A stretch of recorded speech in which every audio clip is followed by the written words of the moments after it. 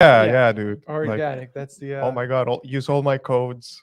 uh, yeah, what's up, guys? All right, so we're live now. Yeah.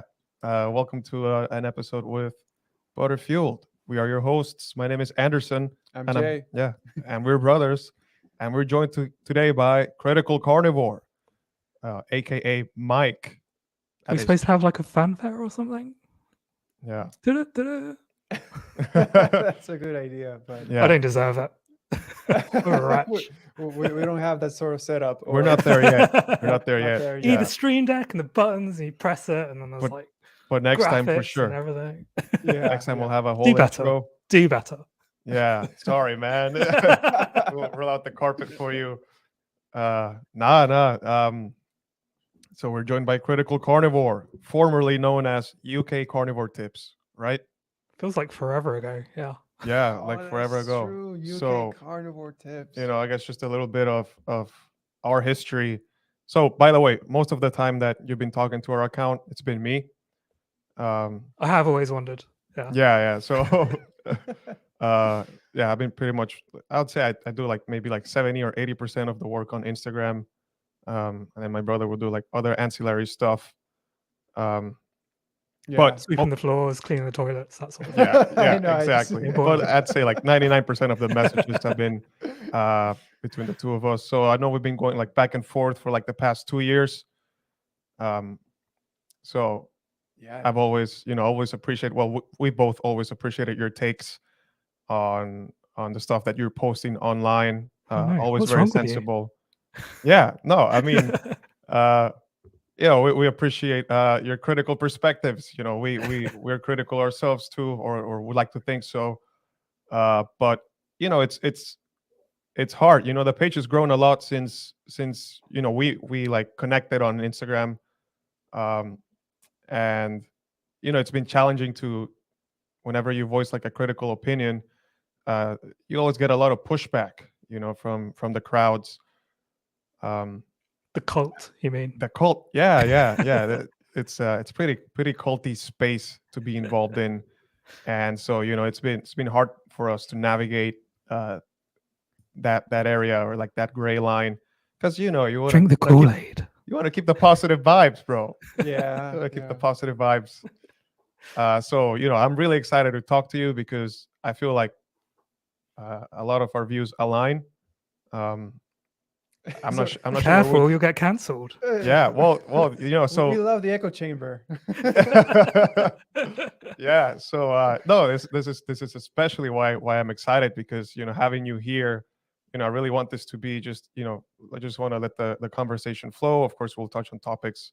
What's wrong with the community, why most studies are useless or junk or BS, whatever you want to frame it as, and go down this rabbit hole of if we get to that part of biohacking and optimal health, what's the problem with that?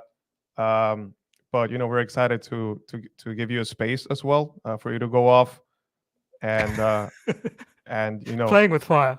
yeah, and take this stance together in a way, right? So Yeah. Because someone's got to push back. I feel like things are going too far. Yeah. Yeah. But yeah, we're joined by Frank. Frank sent a message. Hi, Frank. I saw you so following it's- me on Instagram. Thank you. Yeah, hello, fellas. Frank Carnivore runs. Frank Carnivore runs here. Yeah, thanks for tuning in, man. Yeah. Thank you Thanks for tuning tuning in. Yeah, go follow at Critical Carnivore if you don't already. for critical views. Yeah, of course, it's not that active currently, but we hope one day he'll come back. Oh yeah. We'll just continue to push him, invite him for more critical takes. Yeah. So, anyways, I guess we can dive in, Mr. Mike.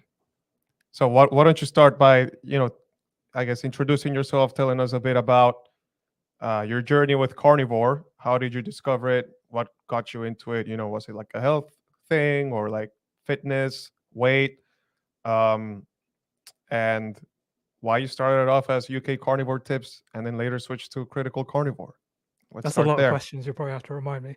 Yeah, that's okay. So, well, I probably have the weirdest origin story that I've heard about carnivore in that it was actually my then girlfriend who discovered it because she saw some of the Michaela Peterson stuff about how it fixed a lot of the health issues that she was having.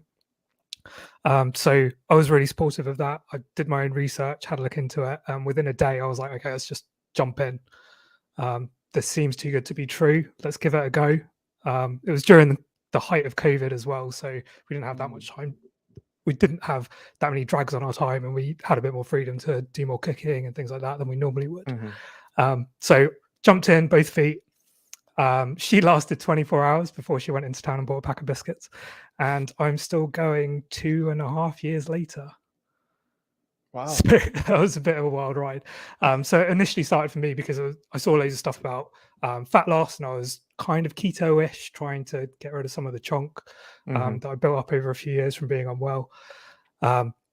And that was my main motivation. But then as I got into it, I started to feel all the kind of cookie cutter carnivore benefits that everyone talks about. So more energy, better sleep patterns, better digestion, no ups and downs in terms of energy throughout the day. It was just that constant feed, and cooking was a lot easier as well.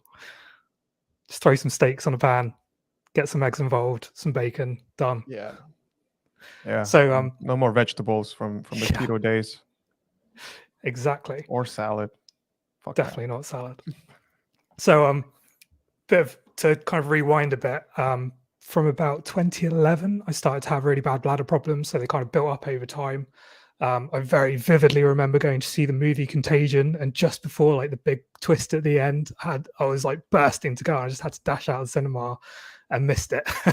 It just sticks in my mind as like that was when it really started to get bad.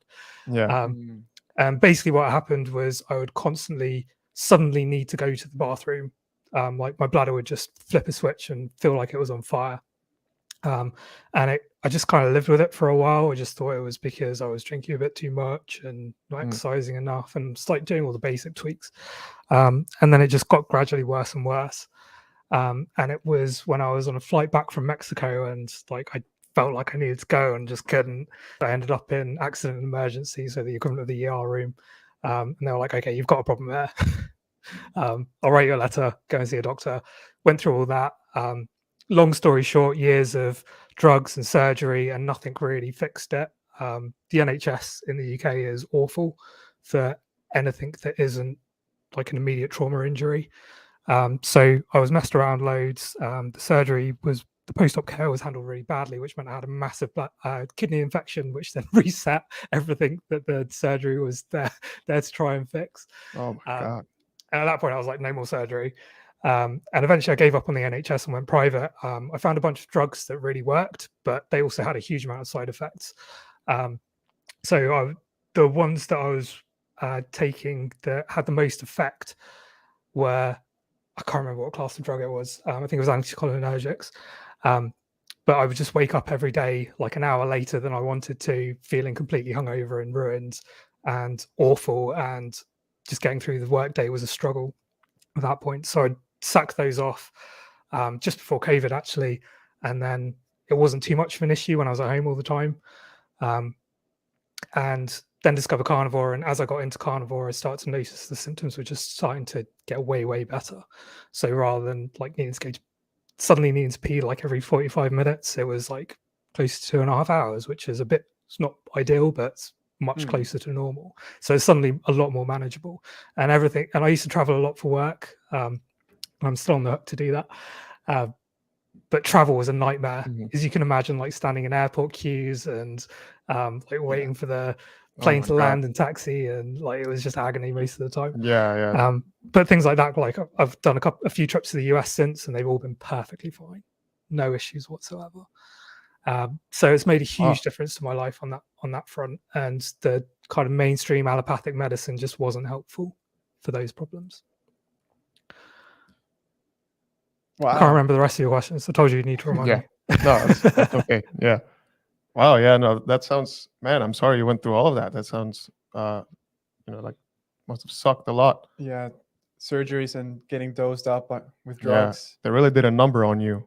Yeah. Yeah. And I think that I don't think that was why I gained weight as well, because it got to the point where like even just walking into the town center was really difficult for me, and I'd need to like make sure that I knew where the bathrooms were and I was going to have enough time to go. And it just meant that I couldn't be very active, which meant that I was just building up fat over time, and Mhm. it was getting really bad. And then I think it was about 2017 that I decided to try keto and try to really get the weight off. But my job's really busy, which is why I'm not really curating my page that much. Mhm. So, and again, with a lot of travel and expenses paid and being at restaurants every day for like a month straight, like all of that adds up alongside the booze as well. And it's just a Yeah. recipe for putting on a lot of weight. So 2017 was when I started to really get after it. And then I kind of stalled for a while, and carnivore broke through a lot of the issues and also gave me a lot more energy to be able to do things like exercise. So I've got an absolutely incredible home gym next door. Got rid of my living room, now have a gym instead. So living that room. also means I'm Nice. the biggest guy in the gym, which is a great bonus. Yeah, maybe we should turn our living room into Yeah, Yeah. strongly recommend. Put Get a rid of the rack. couch. Literally what I Yeah. did. Got rid of the couch, put in a squat rack, sorted. Wait, really? So what do you Yeah. do? If you watch TV or anything like that? Bench press and squat while watching TV. I could do that if I wanted. I've moved the TV into the bedroom, so it's Oh, all fine. okay. Yeah. Man, that must be good for your just like productivity, I guess. Yeah, so there's another part to the carnivore story as well, and the fitness bit, in that I got really into it kind of late 2020 and all the way through to the summer, and then I got the needle juice and had an injury from it. I think it was because the guy didn't actually put it into the muscle; he put it into a blood vessel, and over time I ended up with really bad lactic acid issues, as I now understand them as I now understand that they were. Oh So man. I actually ended up in an ambulance going to the hospital with signs of a heart attack when I was having like a really bad episode from it. So What that the took a heck? while to. So Wow. yeah, so that took a while to get over. And then once that happened, then work blew up and like loads of things changed, and my junior left and my boss died, and like it all just got turned upside down. So between those two things, it's actually been like about a year since I've actually done any exercise, and it was yesterday that I started cracking on with it, and it feels so fucking good to be back. Probably shouldn't swear. It feels so damn good to be back. Yeah, it's never too late to get back on that Yeah. train. Man, your story is way more interesting than I expected. Wild. Yeah, even with you know an Yes. injury from the The thing. thing, right? The thing. From the irreversible procedure. That's crazy. So you used to you couldn't you had to go to the bathroom every 30 minutes or so, something like Yeah. that. Mm. Wow. Which isn't great when it's an hour's drive to work. Yeah. Fuck. Yeah. How Yeah. how So did it's you do for miserable. sleeping?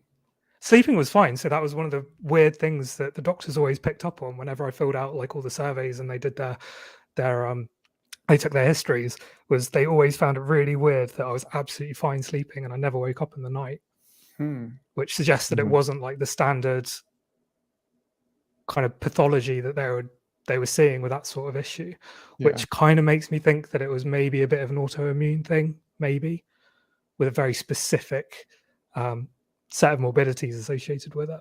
And Yeah. that is kind of backed up by the fact that when I eat certain carnivore foods, they can set me off as well. So anything with bones in them, presumably because of the oxalates or the histamines or whatever it is, Mhm. that's pretty much out of bounds for me, unless I know I'm not doing anything the next day. Yeah. Oh Yeah. God. Yeah. Eh, Anything with a bone, like even like a bone-in ribeye. Yeah. So I've got a couple of T-bones that are sat in my freezer because I'm dreading eating them because I know that they'll set me off. Oh God. Oh man. And does it make a difference if you try like the grass-fed versus grain-fed? No, No. why would it? I don't know. I was just curious. You're Like trying to maybe- gaslight me. No, it's just Yeah. curious. Just curious. No, Yeah. in seriousness, we kind of fell into that trap of, because at the time, Michaela Peters was saying everything has to be grass fed, so we made sure it was all grass fed, and I Mhm. probably underate fat for a long time as a result of that when I was Yeah. having my grass fed steaks. And I know you switched to keto, but did you see any changes to your conditions when you switched to keto, or was it really No, Was it? none at all, which makes me think the plants were the main culprit. So I was Wow. eating a lot of like chicken salads and stuff. I probably wasn't eating enough fat on keto in retrospect. But my standard meal was a salad plate with loads of chicken on top and some sauces. So clearly a lot of that was setting me off. Yeah. Hey man, you were just certainly not meant to eating plants. Yeah. Plants are bad, meat is good. Let's just repeat that for an hour. Yeah, well, we'll just chant it. yeah. Hoes gone love it. Oxalates, phytic acid, lectins. Dude, plants are horrible. Yeah. Yeah. Cool. Well, now we've covered that. It was Yeah. nice talking to you. Yeah, that wraps it up. That's it. we all align with, you know, what they're all of them are saying, Yeah. except, you know, the least toxic plant foods. Of course, because Right. they're a special set of plants. Yeah. Those they want you to eat them. Dude. They want you to eat them all the way over there. That's why they made themselves so tasty. Yeah, colorful, and yeah, no, that's crazy. You know, I'm really shocked by your story.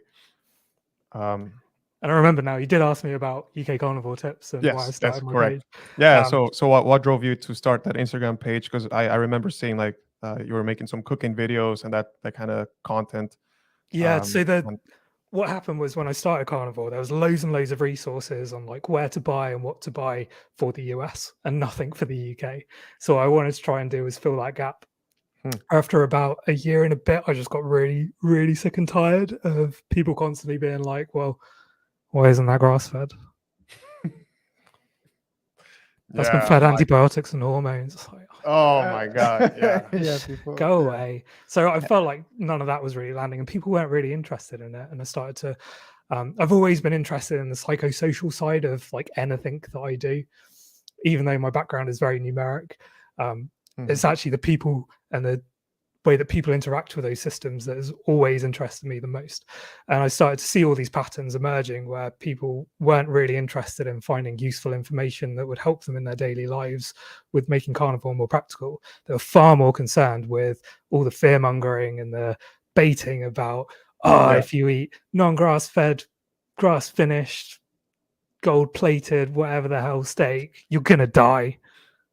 Yeah, blessed by the Dalai Lama, and you know it's gonna be cooked on not non-stick pans. Yeah. Yeah, and you better be drinking, you know, like holy filtered water and whatever. Deuterium, that's the big thing, isn't it? Jesus. Yeah, deuterium depleted, I guess. Yeah. Yeah. To think I could just solve my bladder issues 10 years ago by just drinking deuterium water and staring at the sun. Staring at the sun. Yeah, you have to move. You have to move somewhere else, man. Yeah. Are you in London or? I'm in the some other southeast. city? Southeast. That means nothing to you, does it? No. Southeast. What? Like, what is that? Hampton. Bloody colonials. Hey, we're in New England, okay? Yeah. We're version Learn more 2.0. about Old England. Yeah. So I'm sure like there's some new version of wherever you live here. I don't think there is actually. No. My hometown, there is a version in America. But apart from that, no. Yeah. Yeah, we're actually here, like right where the Pilgrims supposedly landed. Plymouth. Yeah. Nice. Yeah, Plymouth Rock. Well, that's nearby to where we Just live. like your ancestors, huh? Just like them. Yeah. Yeah. You know, before they went ahead and did all those things to the natives. Yeah. So But yeah, to UK kind of carnivore finish off tips. that story, I was just getting really fed up of all of that stuff. And around about the same time, there was loads of things with, I'll try and avoid naming names, but there was one very popular influencer who was caught photoshopping her pictures for her before and afters to advertise her paid weight loss groups, funnily enough. Yeah. And then in a very strong mirror of the recent Liver King fiasco, she made it all about body image, and everyone was like, oh no, it's fine, everyone feels a bit bad about themselves, so don't worry that you're basically scamming people for money. We'll protect you and you'll be fine. Yeah. Oh my God. The cult. And Sorry, I started to criticize some of their methods as well, and a lot of people were starting to put out videos about how following their current fad led them to have hair loss and just reverse a lot of the health gains that they had on carnivore and generally feel not okay. And there are also a lot of people coming to me once I started to criticize it, being like, yeah, I tried all their approaches and I felt like it was a really hostile environment. They were very dogmatic. And also I got really sick as well. And that I got a large number of, I think it was about 20 or so people over about 6 months that came to me with those concerns. And that was when I started to realize that actually things are going a bit downhill. And when I joined the carnivore community, and I'm sure it's, sorry, the community and in quotation marks, and I guess it's the same for you guys, it was all very positive and everyone was about sharing things and sharing their experiences. And a lot of people would try and help, but they weren't too pushy about it. And they weren't trying to push all these one size fits all things. And it was like we all knew we were experimenting and we were all trying to help each other out in doing that. And also find like new ways of cooking meat and creating new recipes and things like that, and all the fun stuff. And now it's just become a marketplace. Everything is about money and playing the algorithms and pushing your promo codes and having your paid coaching groups and charging people £20 a month, $20 a month on your Patreon so that you can follow them on Instagram and they can feel special. Like it's just like on so many different angles, it's just gotten so much worse. And we've got this position now where you've got all these individual influencers that are trying to stand out and make a name for themselves, and that competition is actually quite unhealthy for carnivore because it means that people are stovepiping themselves into singular issues or trying to ride the wave of trends to make sure that they stay relevant and the algorithm is picking them up and because of that, we're losing all of those things that you guys and I walked into in the carnivore community, where people were more supportive and helpful. And we've replaced that with a bunch of paywalls. And I really feel for people who are coming into carnivore now, because it's like, where the hell do I go? All these people are saying very different things. They're all charging about $30 a month or up to $100 a month for some of them. Wow. To just be told plants bad and meat is good. Like just to be told eat more meat. It's not working. You gotta go grass finished. And of course they frame them as support groups, so they end up building these little cults around themselves. And I've seen that a lot when I criticized that aforementioned influencer. I got piled on by a lot of her cultists. Oh, interestingly, a lot of them don't even follow her anymore. They don't seem to be carnivore anymore. But they were ride or die with her. And it's happened again more recently when I've gone in on certain people. And it's crazy just how you keep on seeing that repeat itself across, like, all these different influencers. Each of them have their cults, and then like people just get churned in and out. People get churned out of this like carnivore grinder, right? And then people are like, well, it didn't work for me. Then they'll turn to these other things, like exactly, like, oh, it's the honey and the fruit, and suddenly they think like, this repeat fad is like the final answer, right? Like, oh, everyone went through this path anyway, so now I'm like I was enlightened when I was carnivore. Now I'm like ultra enlightened because sugar's not bad, bro. Like I back to square one. Back to they literally just like they completed a loop. The next thing they need to do is just like jump back to veganism, because many of these people also were like fat dieters, started out as vegans, tanked their health, came to carnivore, and then they're jumping into the sugar train. And we share many of your frustrations, because obviously, like you were driven to start your page because obviously you saw the health benefits and you wanted to share the message, right, and be a resource for others. We obviously share the same story, right? And that's part of the motivation why when we started this account, it was just like an anonymous like content thing, but we were like we were kind of getting fed up by all this pushback. We felt like we might as well just put some skin in the game, right?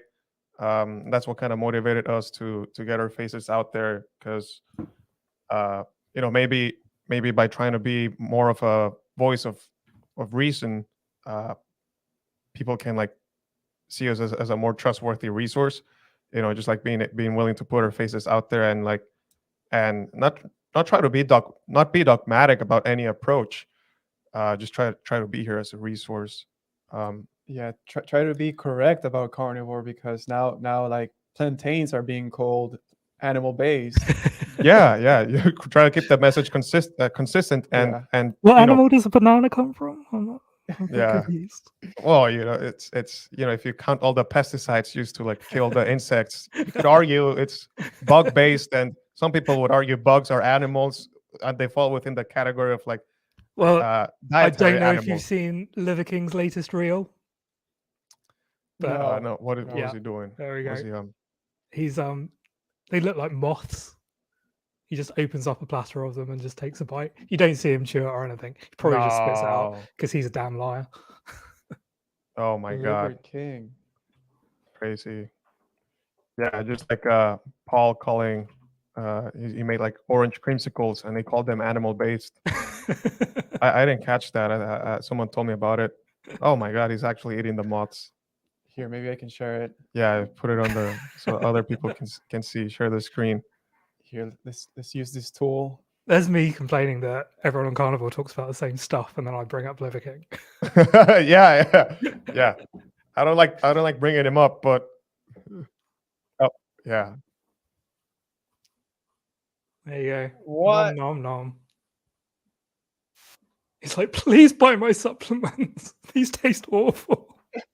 Oh my God. Please. What? Why? There's someone's commenting. This is what the WEF wants. I mean, this is pretty much telling us that this is the agenda, right? Yeah, it is controlled opposition. He was planted here. He was planted into carnivore to lead people away from actual health. Yeah, hijack the message. Glowing like a Christmas tree. Yeah. Dang. Oh, I hadn't seen that. Yeah, I had not seen that. That's crazy. Yeah, where do you fall on bugs? Are Well- they carnivore? Don't know. Well, yeah, it's an animal, right? It's more carnivore than orange juice popsicles. Yeah. I mean, I guess they do fall under the animal kingdom. But then I would argue, carnivore diet is about eating the highest quality foods for humans, right? I don't Yes think and bugs no. fall into that. So we'll probably come back Yeah. come back around to this. Little in joke in the chat there. We'll probably come back around to this when we talk about optimal health. But I see carnivore as finding the least worst diet for you. So when we talk about carnivore, what we should be talking about is a meat and animal products based elimination diet. Because Correct. we know constructively and through experience that plants are bad and meat is, oh god damn it. Is that all we are? That all the carnivore messaging reduces to. But I see it as a tool for elimination. And the more I see about people who are carnivoring harder, who perhaps have other underlying health issues, who might actually benefit from carbohydrates, I would say on a supplementation basis rather than on a food basis. Like we don't understand all of it. There are certain groups of people for whom carnivore is not the least worst diet for. So they need to go down to the least worst diet, or at least find what elimination actually provides for them, and then work their way back up. Interesting. And if we knew more about carnivore and we knew more about certain conditions and issues and how they come about and what approaches you need to be able to ameliorate them, then the carnivore community would be serving its purpose then.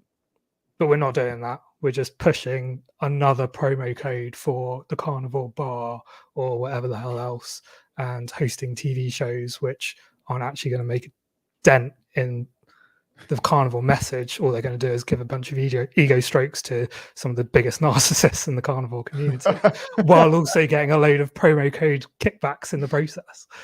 So that was a big tangent. I apologize. But carnivore is the least worst diet. It's about eliminating down to find out what works for you, while also balancing against the nutrients that you need to be able to survive. Say survive there and not thrive, because thriving is God knows what. Like, everyone's just guessing and everyone's different. So what you need to thrive and survive is going to be very different from what I need to to thrive and survive. Yeah. And you've just got to try and experiment and keep that experimental mindset all the way through, and understand what you're doing, control as much as you can, and work things out for yourself, and try different things. And I think, and to my point to both of our points really about that dogma in the carnivore community, a lot of people I think are suffering with fairly niche issues, things like chronic inflammatory response syndrome and things like that, which are more taxing on things like gluconeogenesis. So maybe they will genuinely feel better if they supplement a bit of carbs. And I say supplement rather than eat, because I think I'm fine on carbs from doing a few carb loads and everything else. I don't really get any negative effects, and I don't suddenly balloon and turn into a 300-pound monster. None of these things happen to me. But that's if I'm careful about the carbs I eat. So if I eat pure sugar, I'm fine. But I know that if I eat some bread or something with all the wheat and everything else, then that will be a problem. So it's usually not necessarily the carbohydrate molecules that are the problem, it's stuff that comes along with them. Yeah, that makes sense. And I like how you phrase it, that it's supplementing carbs. It makes it sound like it's optional and not necessary. It's just and like again, only if you're still sick, when you've carnivored the hardest you possibly can. Yeah. No, you make some really good points, and it's not about just who carnivores the hardest, or everyone becoming Sean Baker, right? Having ribeyes for breakfast, or anything like that. But the weird thing is, like, all the people like Sean Baker were all pretty stacked before that. Like, he posted today about how he was setting world records, like long before he was carnivore, as far as I can tell. You might need to check me on that. Fact check me. I'm not sure. Speculation. But my understanding is that was before he was carnivore. I don't know about that. Yeah. No, I think that's true. I think it because it's about age brackets. So when he was 40, he was like the best at that. Was this for powerlifting or rowing? Do you know? So he posted about a deadlift, I think, or a deadlift or a rack pull, about breaking that record. But then his record was broken right soon afterwards. So yeah, it's something he's been in the habit of. So he obviously does have like years of experience and years of athleticism behind him. And while he's probably not the worst offender on that, the shirtless doctor problem within carnivore is that people see these shirtless doctors with their rippling abs and all the rest of it, and they're like, all I do is eat meat. But okay, but what did you do before that? Because very few of these people actually got those physiques on carnivore. I'm not saying you can't get that physique on carnivore. I'm saying that's from true. a marketing perspective, there's a lot of dishonesty. Yeah. That's very true. There's a bunch of people out there who they've just been skinny their whole lives, or like in good shape their whole lives, even before carnivore. So I don't think they're giving out advice on how to deal with like food eating disorders or things like that. Yeah, and it's kind of a thing of hasty generalizations where somebody finds something that works for them and they're like, okay, this must work for everyone. Yeah, and I think it takes a certain flavor of narcissist for that to happen. It's like, I got ripped without counting calories. Everyone can do it. Oh yeah, I definitely don't like that. And then loads of people undereat, which is another bit of my content as well. Huge so I've issue, actually developed a carnivore calorie calculator. If you Google carnivore calorie calculator, it is the second result on Google. But that was basically written to help people understand that they were undereating. Yeah. And when I wrote it and we put it out, and quite a few influencers picked up on it as well and shared it, and I got loads of messages being like, holy hell, I was on like 1,100 calories because I was told not to track, and I was feeling terrible recently. So now I know why. Yeah, it's a serious issue. There's just so much bad advice out there. It's definitely the biggest thing that nobody talks about enough is the risk of undereating and the impact of it, and the warning signs for it as well. So I know that I was undereating when I started carnivore for a good 3 months, and then I decided, like, okay, this is why this is happening. I'm not having enough. And it was fine for a while because I had enough body fat that it was carrying me through and making up the difference. But once I started to get quite a bit leaner, that reserve wasn't there anymore. So my metabolism was slowing down. I was just generally feeling a bit terrible. My libido is always like my main metric for how well I'm doing at any given moment. And I know that if that's dropping, then I need to have a look at things. And that was when I started to bulk up and start to add more food. And really, my satiety can be satisfied by like the smallest bit of steak in a day. Like I really have to be very intentional about what I eat because my hunger signals don't mean anything. And there's a lot of, and that goes for a lot of other people, but people like me are never taken into account when somebody's like, oh, just eat to satiety, it's fine. Oh, if that doesn't work, just stuff yourself Good. and stretch your stomach and it'll be fine. Well, that didn't work either. Yeah, Bro, It's just very superficial advice. 100%, man. Because we both struggle with that. Eat till you're full. It's like, dude, we could have 5,000 calories. bro. Like I go to a Brazilian steakhouse. Like we rob that place for 3 hours straight. Like Yeah, we sit down for 3 hours. yeah, and All you then- can eat meat. Now I'm sad that I haven't been to Fago in far too long. yeah, man. No, it's like it's one of our favorite places. We're gonna be going there a lot for these holidays. But it could easily turn into a problem for us if we don't like measure ourselves, right? Yeah, exactly. And we also experienced that under eating and like starting to feel like trash. Actually, like somewhere around like 2 years ago, we jumped on this because we saw like Thomas DeLauer talk about like God. talk about ADF. So Oh, yeah. we went through like a cycle of And doing not to listen ADF. to him now, right? Yeah.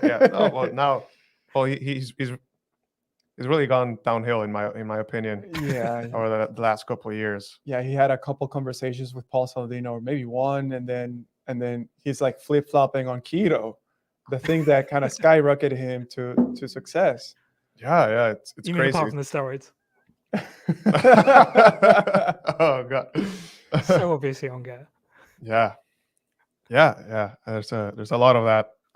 People on gear. Selling things to you and yeah. taking their shirt off and being on social media. But dude, it's about the message, and there's like 2,000 guys who take their lives every day, right? So, Don't you pull the whataboutism on me. Yeah. What about all those guys, man? I'm helping them, dude. It's so frustrating, right? Because I mean, obviously we want to try to help out people, but what's stopping me from just going on, taking gear or like photoshopping my body and then just justifying it because all the people who take their lives, I'm gonna help them.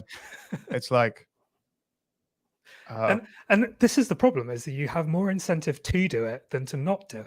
Yeah. From a social media popularity and financial income perspective. Yeah. That's the wild thing. People are just dumb, quite frankly. Hey man, I mean the incentives are there, and the incentives are there for a reason. To just destroy the message, even though it's not on purpose or whatever. It's kind of corrupt the intentions of people trying to improve their health.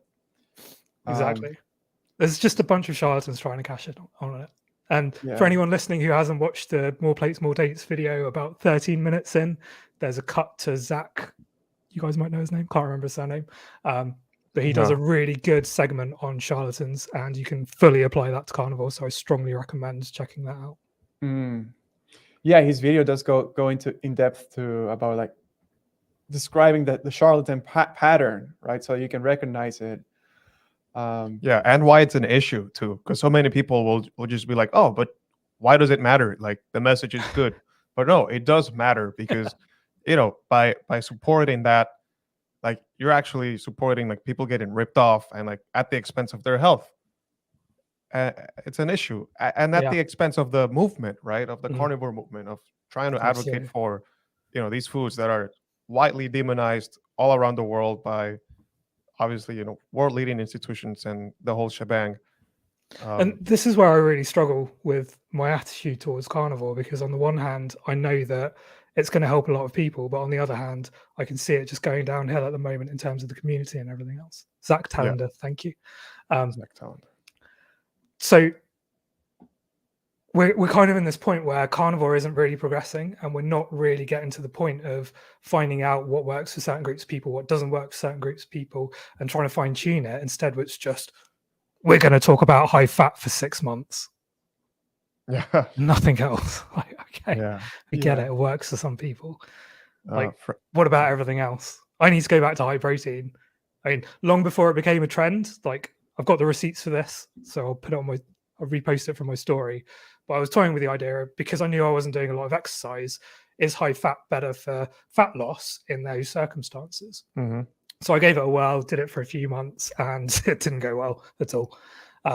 It was good for a bit. I think once you change anything up, you're going to feel different, and it's probably going to feel good because you're probably missing something because there's no such thing as an optimal diet.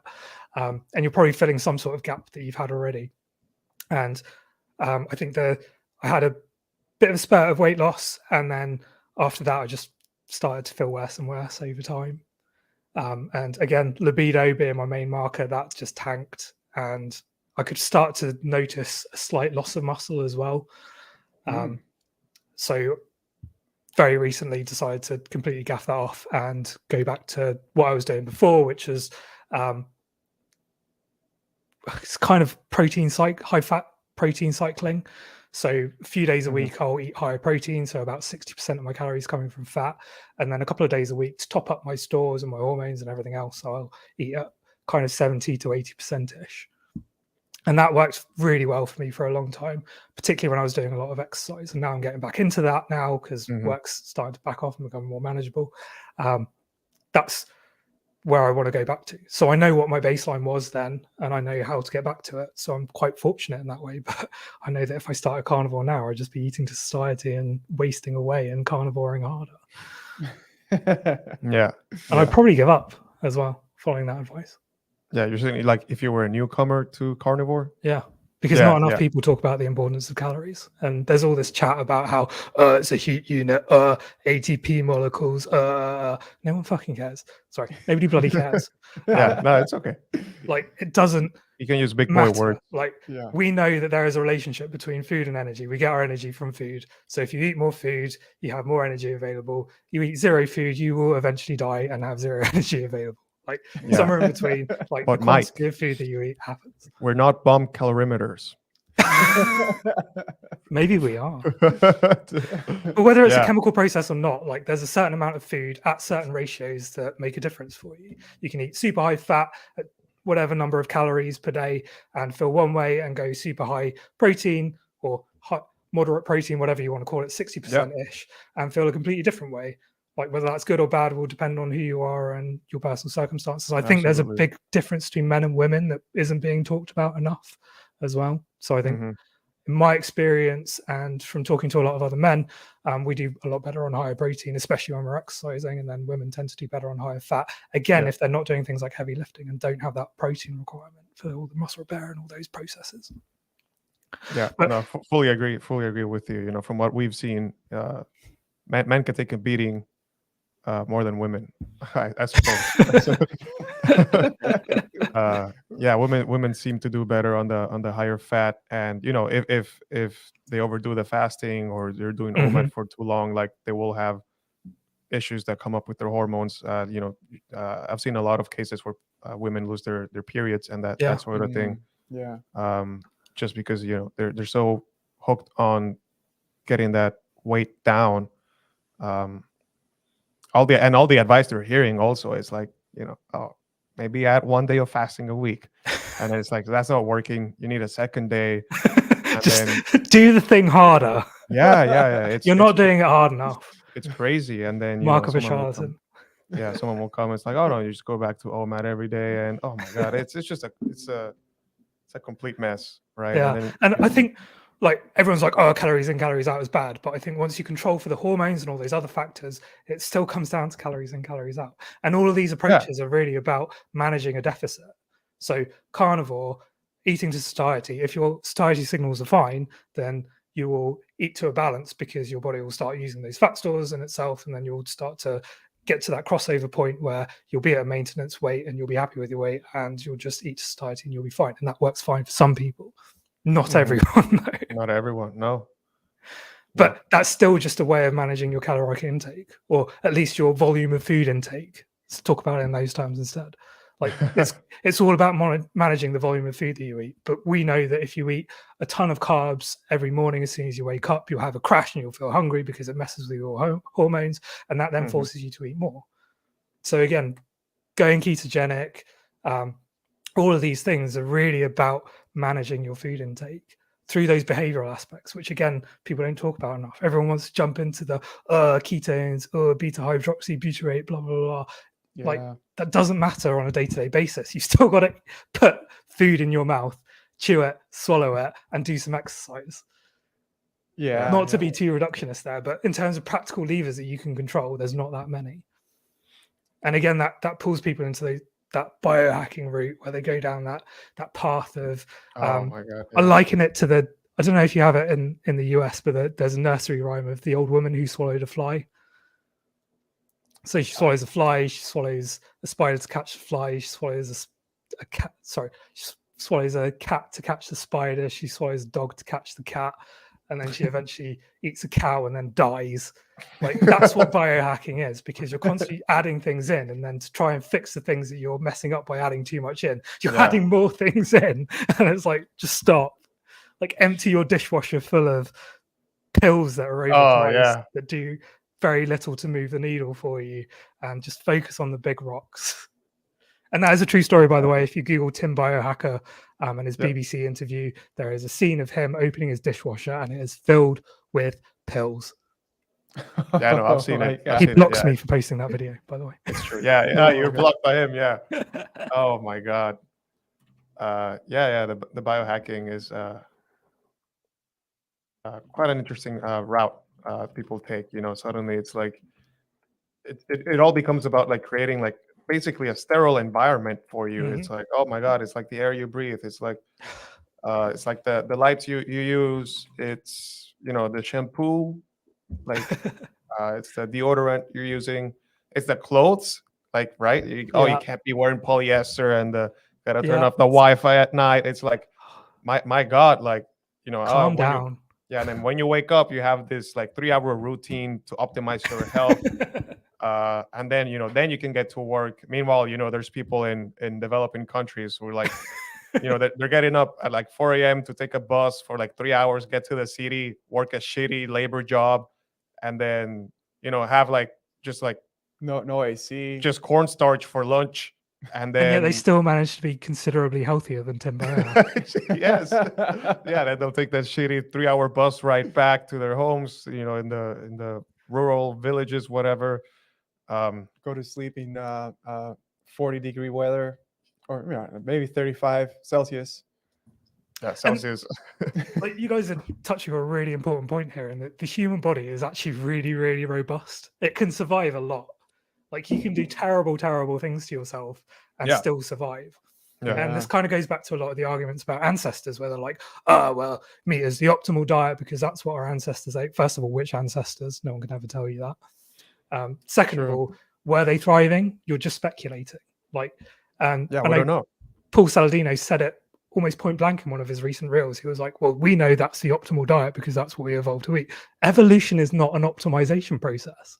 It's a process of finding admissible statuses of, it's about finding admissible functions within a given ecological environment, right? It's not about optimizing for an environment. It's about not dying in an environment. And people miss that a lot. So just because we evolved that way doesn't mean that everyone was super thriving. We don't know if they were just feeling like utter trash every single day, wishing that a lion would come and eat them because it was really difficult for them to hunt, and.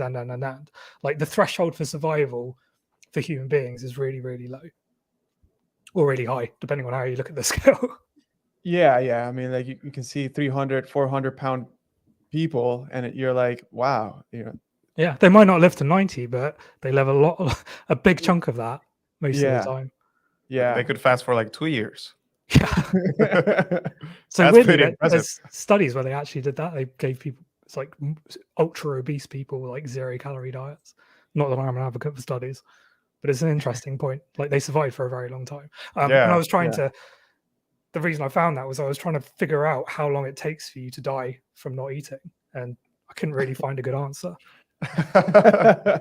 Well, yeah, there's I think there is a world record of someone like fasting for over a year.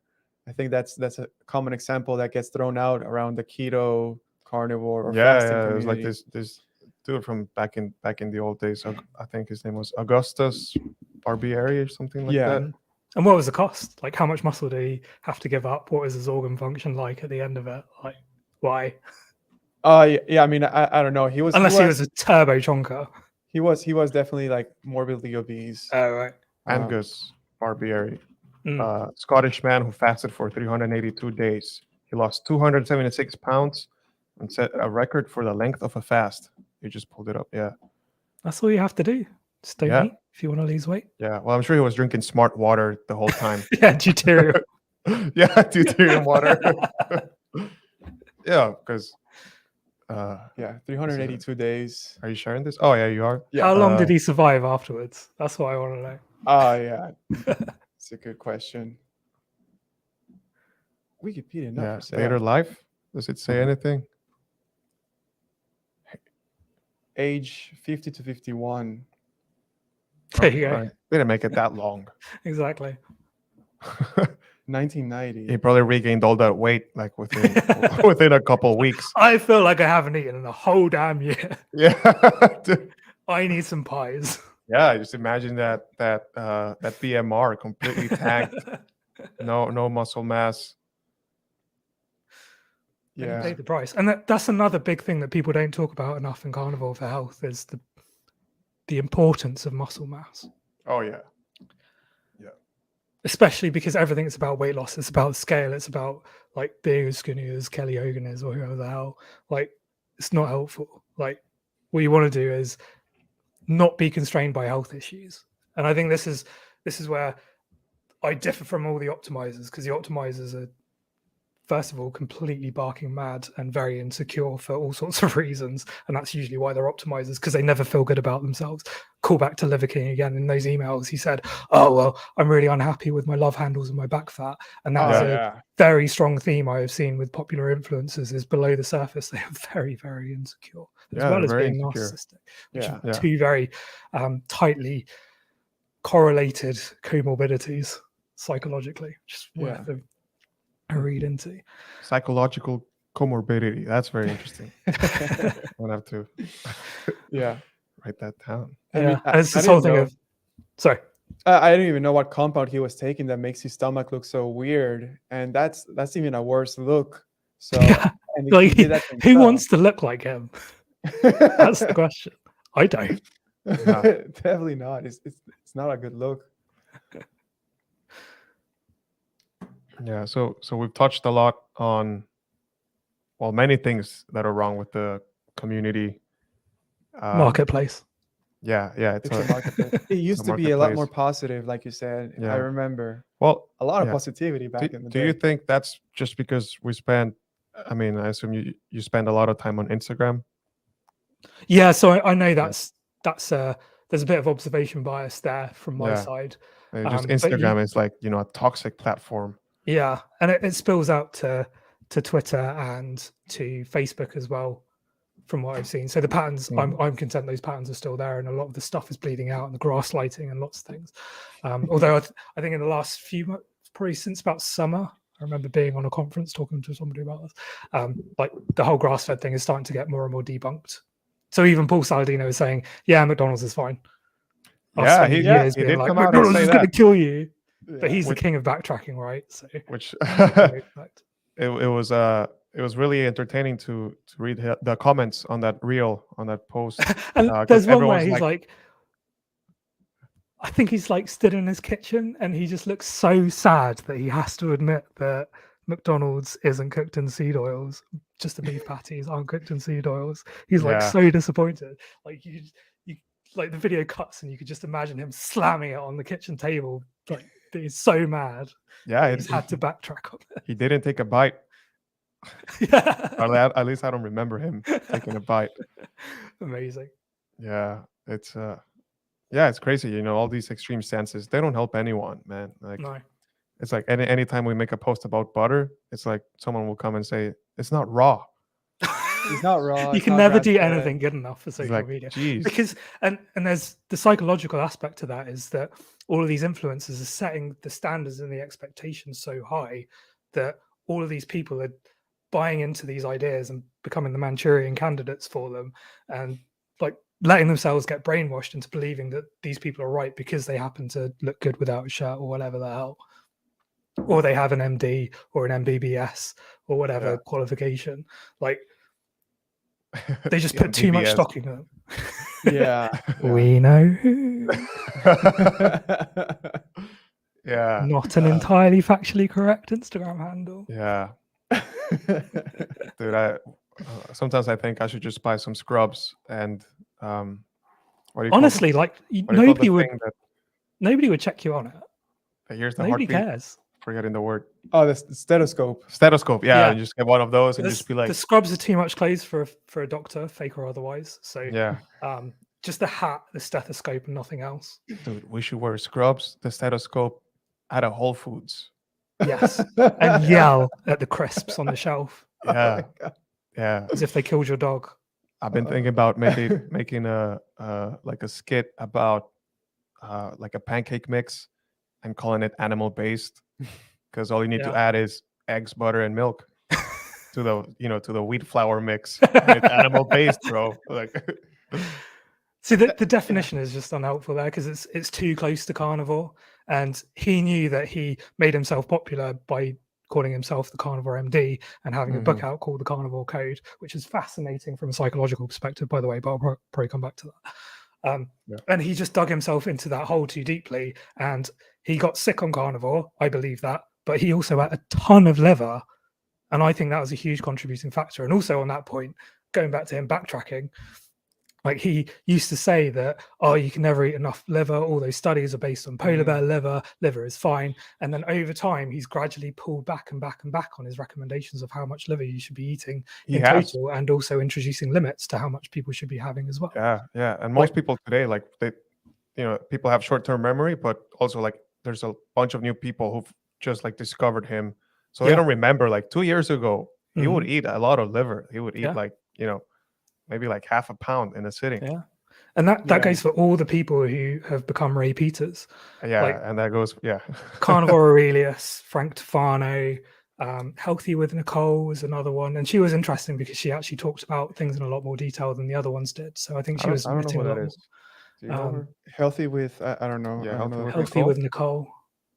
I remember that vividly.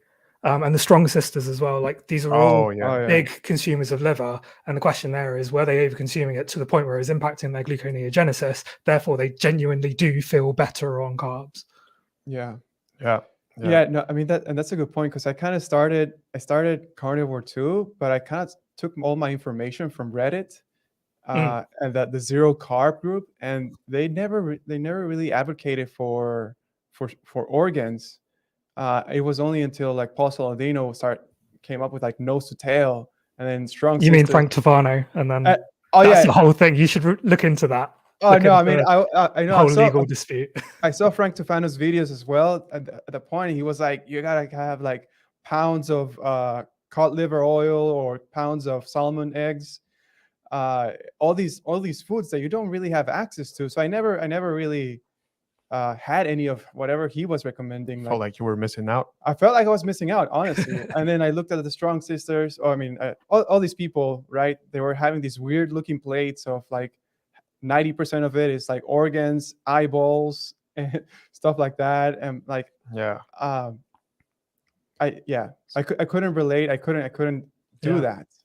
Because I mean, to make it clear to people listening, like liver isn't a big no-no. I think particularly when you're coming from a nutrient deficient background, liver can help to top you up, but you don't need it after that. And definitely not to excess, and not more than like a bit every few days. Yeah. And the point I always like fall back on, it's nice, not necessary. And keep in mind these foods would be present in a ratio when you get them from an animal. So it's unrealistic to eat like a pound of liver a week. But my ancestors. But the wolf eats the liver first. So We're- liver is the most nutrient dense, but just because it's I the mean, most nutrient dense doesn't mean like you a you should only fairy? be eating Like- liver, right? Yeah. So I think the ratio is like for like 400 or 500 pounds of meat that you'll get from a cow, and this varies widely, of course, depending on the Mm. breed. You'll get like 10 to 15 pounds of liver, so that's only like only like 1 ounce or two Mm. for like And every if 2 you read pounds of meat. Wilhelm Stephenson's book about the Inuits, like they don't even eat it; they feed it to the dogs. Yeah, Yeah. yeah. I was just thinking about that. Yeah. Yeah.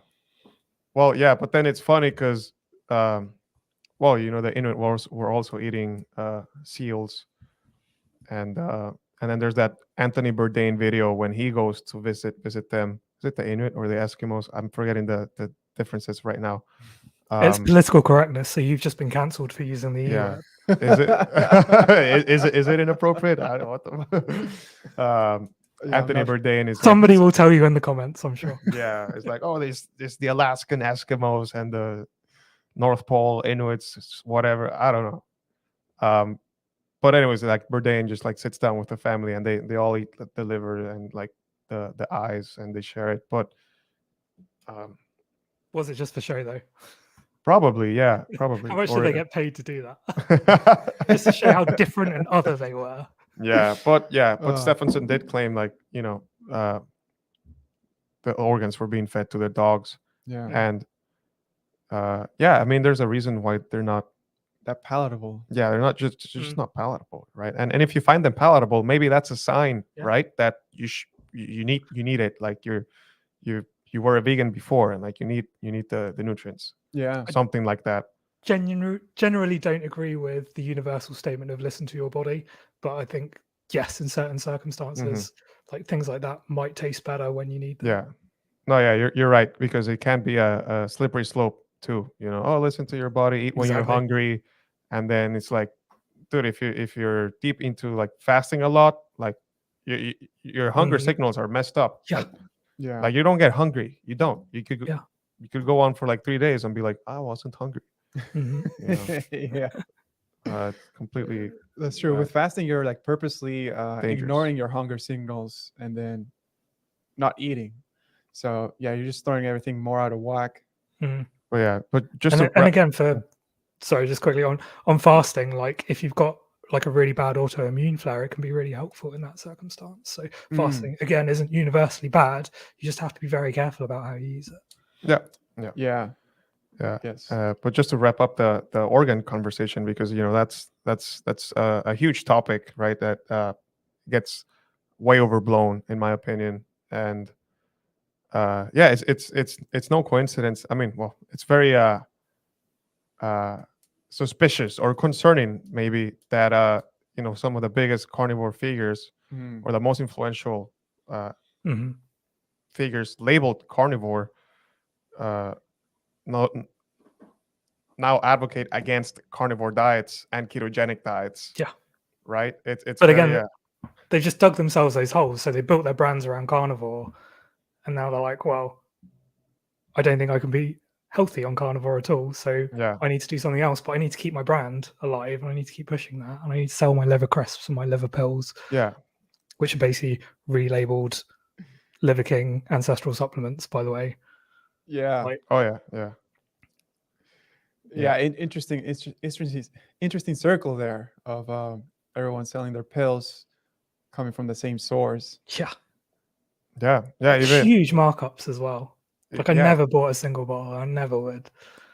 I could just see Even- it from for the scam that it was, quite frankly. Yeah. Straight off yeah. the bat. Yeah. Yeah, because again, right, like the whole point is that you're not deficient in these supplements, right? Like you have to go back to nature, or rather, find the species appropriate diet, even though like you might disagree with that. Ugh, my But skin crawl. right, but the thing is, you're not missing like desiccated liver that you need to pop 6 times a day, Yeah, and get your bottle refilled every month, right? Like if you have, $120. yeah, that's not Cost going to of it. alleviate your problems. If you have problems, like that's Yeah, not going to solve it. That's not going to drive the needle when it comes to your health. and And that actually, happens. yeah. Go on. And I feel like part of a bigger issue too is who might be buying those products, right? Liver King was, well, he said he was bringing in like $100 million of revenue. Who's the bulk of people buying that product? Like, it's not gonna be you or me, or like guys who like really care about their health. It's gonna be like that person who has heard like, oh, maybe carnivore is like a good thing, or maybe I should eat more red meat. But if I just take this pill, maybe I can just keep on Yeah. eating my pasta and just like keep this shitty lifestyle going Yeah. on. But And at least I'm offsetting it with the liver pill, which like it's not the Yeah. point of it, right? Like the whole point is you need to address your lifestyle behaviors. yeah, exactly. And it's all very nuanced. And this is a much wider problem in carnivore because all the Yeah. marketers are trying to sell you that quick fix. Exactly. Just do your feasting and fasting, do your priming, because we realized that feasting and fasting was actually harming a lot of people. And we'll forget that we have a touted beef only as well, because loads of people got hurt from that. So do your priming and feasting and fasting. And by the way, you have to go through our whole process and pay however many dollars for however many months to go through all the levels. And it's definitely not like Scientology, I promise. Like all you have to do is this one thing. That's what people are selling. And there's a lot of people who just want to hear that. Yeah. Because Yeah. they get overwhelmed by all the nuance that's actually needed for you to do what I was talking about earlier, with all that stepwise experimentation, elimination, reintroduction, and trying to figure out what actually works for you. Yeah, It's too a much. long process and it's hard. Yeah, yeah, and you have to do it. You have to figure it out yourself, right? Like, Yeah. you have to experiment with yourself. You can't rely on other people's advice. But I'm pleased to announce we have the solution. You're not eating enough butter. You're not eating enough butter, man. So we're actually coming out with our butter oil pills. Butter oil pills. Yeah, 100% grass fed, grass finished. So you joke. Yeah, yeah. Fun story about butter. So it was probably about March this year, where I was basically not home at all. I was constantly at work, like 6-7 days a week. I was always eating prepped food. And I started to notice that I was having eczema on my hands for the first time in my life. And it was getting really bad and really itchy, and it was starting to spread. And I was trying to figure out, and at the time I was also talking to somebody else, and they were like, oh, apparently butyrate's really important for offsetting autoimmune issues. And I was like, that's probably it. I haven't had pan-fried ground beef in a very long time, which I had a lot of butter to. So I'll try that.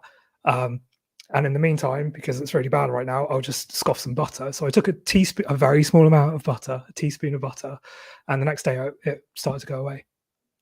There we go. So I had a very clear butyrate deficiency there, or whatever else it was in butter. But if I put out a post on Instagram that was like, butter's really good for you, this is my experience, people's response will be, well, I need to eat a stick of butter a day then. It's like, no.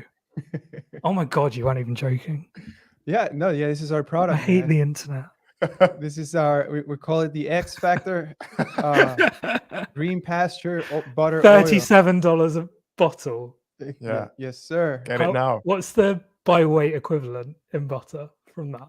Tell me, please. So it's 8 fluid ounces. Yeah. What's the ratio to like Kerrygold? So the ingredients are it's Oh, sorry, Kerrygold's cancelled because that unsalted butter had skimmed milk culture in it. yeah All the it's forbidden time now. and people only noticed like a couple of months ago and assumed that it changed when it hadn't actually changed at all. Yeah. Hate that. Even some of the more sensible voices, like, I realized that they weren't actually very sensible at that point. Yeah, we shared that, and we were like, oh, look.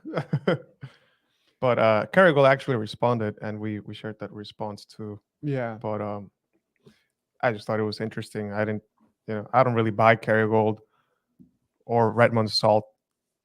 So You're not real carnivores then, clearly. yeah, yeah. You should try and fit in more. By You're letting yourselves down. You're not going to achieve optimal health unless you buy all the products that people have promo codes for. I bet you don't even eat carnivore snacks. Yeah.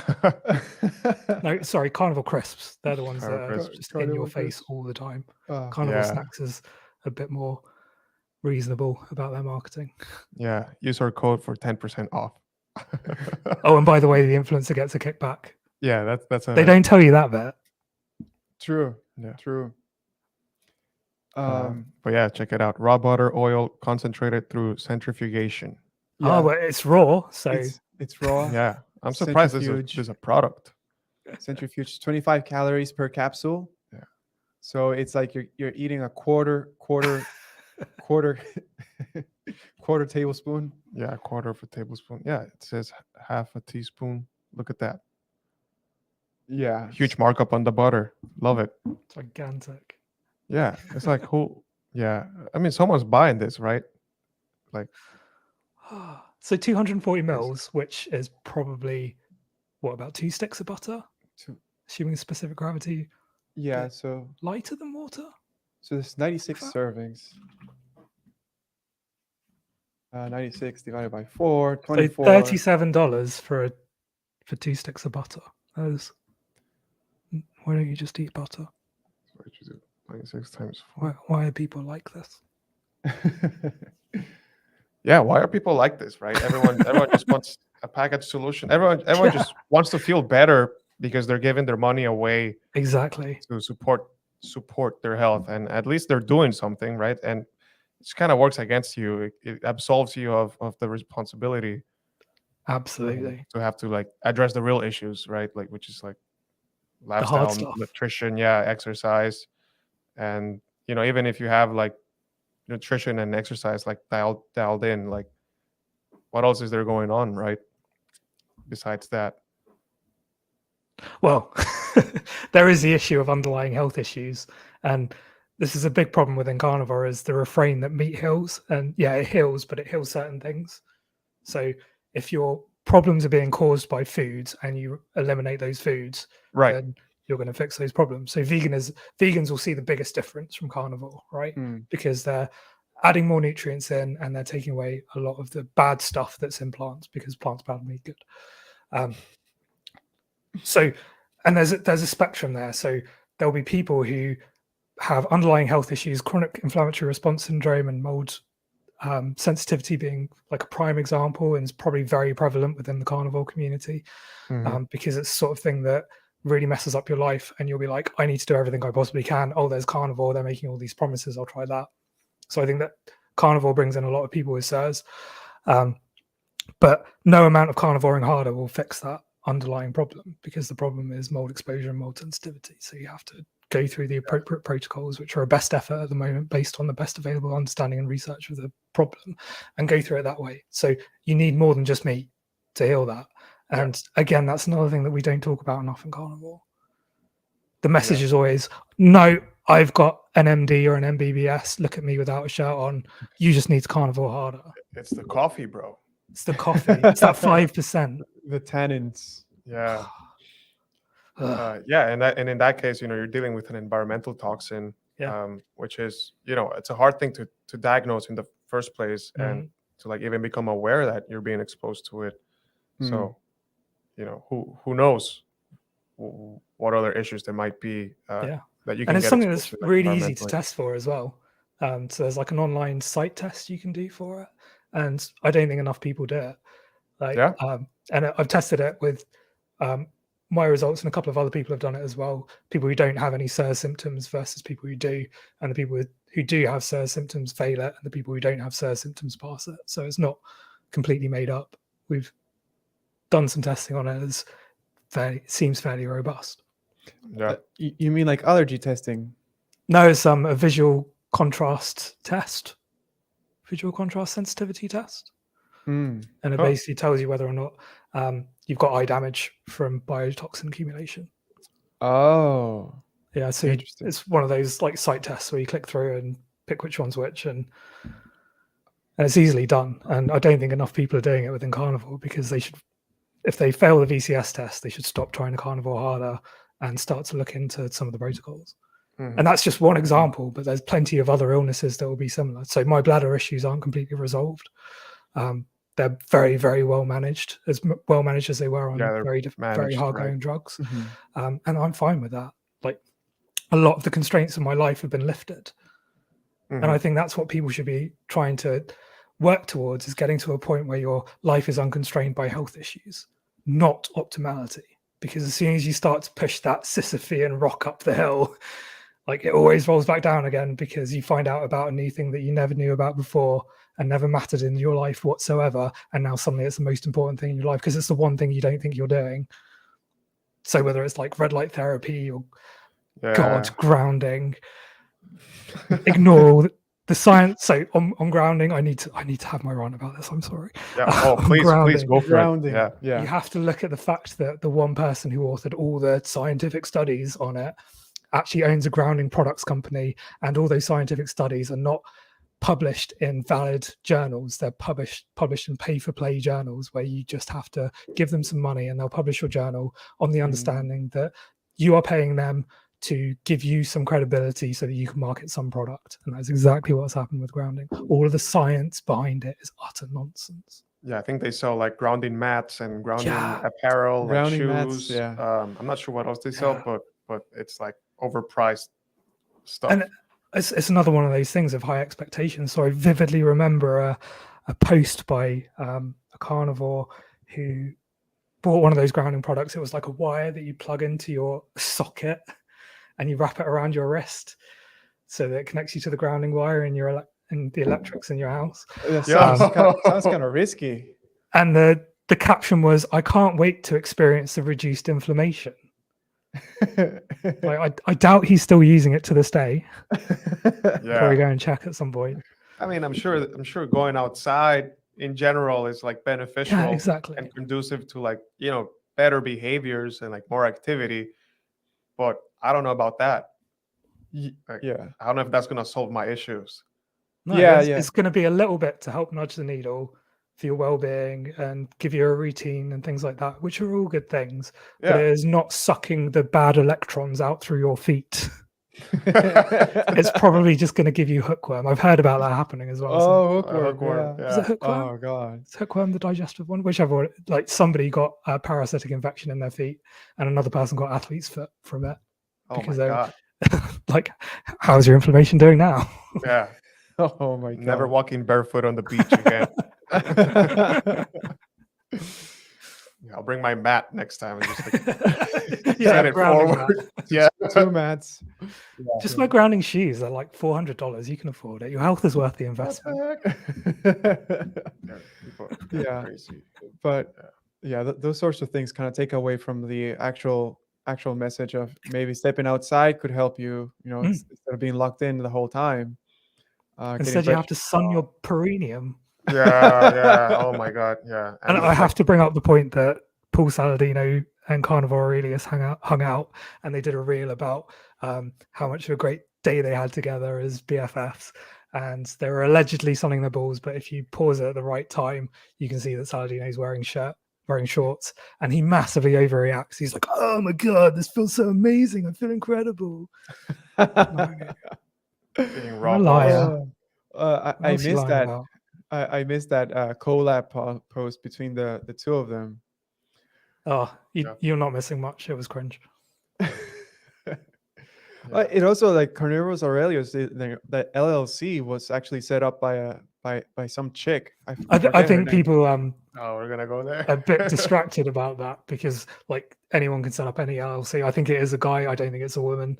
I think he just got her to do it on his behalf so that he could retain his anonymity. Yeah.